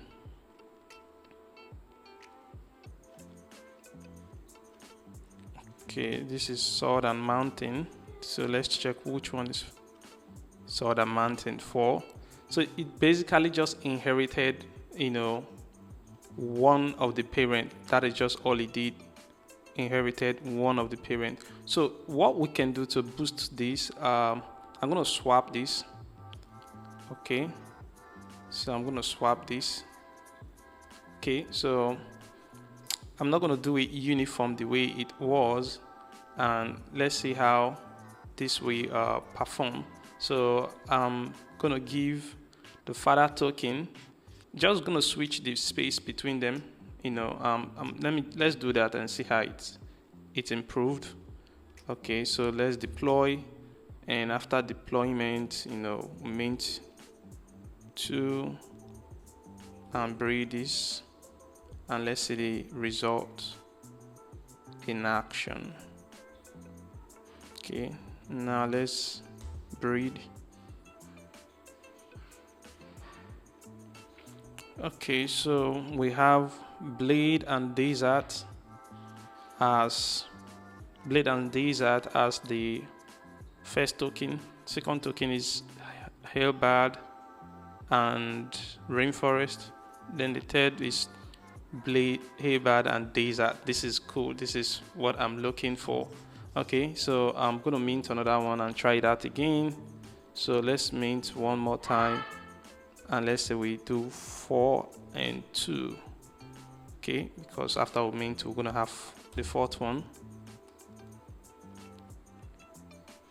Okay, let's see that. So the fourth one, which is this, is club and forest, and the second one is halberd and rainforest. So what's the fifth breeded one? Halberd and forest. What we had there was halberd and desert for halberd and rainforest. So basically there is a dynamism going on here. So there is some random selection that is going on here, and this is really cool. I think the algorithm works way more, when we have so much more members of an array. So instead of just doing 2, by increasing the number of elements in that array, it gives it the chance of doing a proper random selection. You understand? So this is it. It proves what we wanted to showcase to you. I mean, you can really see how, when minting, you see how the environment and the environment and the weapons are randomly being selected because there is a lot of them. You can see here we have a lot of weapons, and we have a lot of environment, so it has way more to select. So the algorithm performs better with more data. Okay, so that is a little bit of a drawback that you should know, but at the end of it, by us, with this little modification that I did here, which you can see, from this place, by this little swap that I did here, kind of enhances the possibilities of a random selection. So with that said, there you go, and you can actually then move forward and use this product, or let's say this tutorial, this thing, to build your own smart contract, or you improve upon it. Maybe if you want to improve the algorithm, and then you hook it up with the front end so that it will be easier to interact with, and then you show us what you're doing. Drop your comment, in the comment section. Reach out to us in the GitHub, that is Discord, server, and all of those cool stuff. Now the only thing that is remaining is for you to deploy it to a test net. I've already done so I'm not doing it again. I have this right here and all of that. Why I'm not doing so right now, I don't have enough free ethers to do so, and all these people are tightening their file set and all of that. But you can do this. I think Polygon-Matic is a great one, but you have to sign up and join their Discord channel and all of those things. Those processes just a little bit tedious, and I'm not ready to go and do that right now. So that's why I'm not pushing this thing online, so that you can see how it works. But this is how it is. And with that said, I'm glad to have this moment with you, and I will see you in the next tutorial. Make sure you smash that like and subscribe button, hit the notification bell. This particular project is going to be online, on my GitHub repository, so that you can always refer back to it. And if you have any question, you can always drop in both our comment section here, or I recommend in the Discord channel. So till next time, keep crushing that code.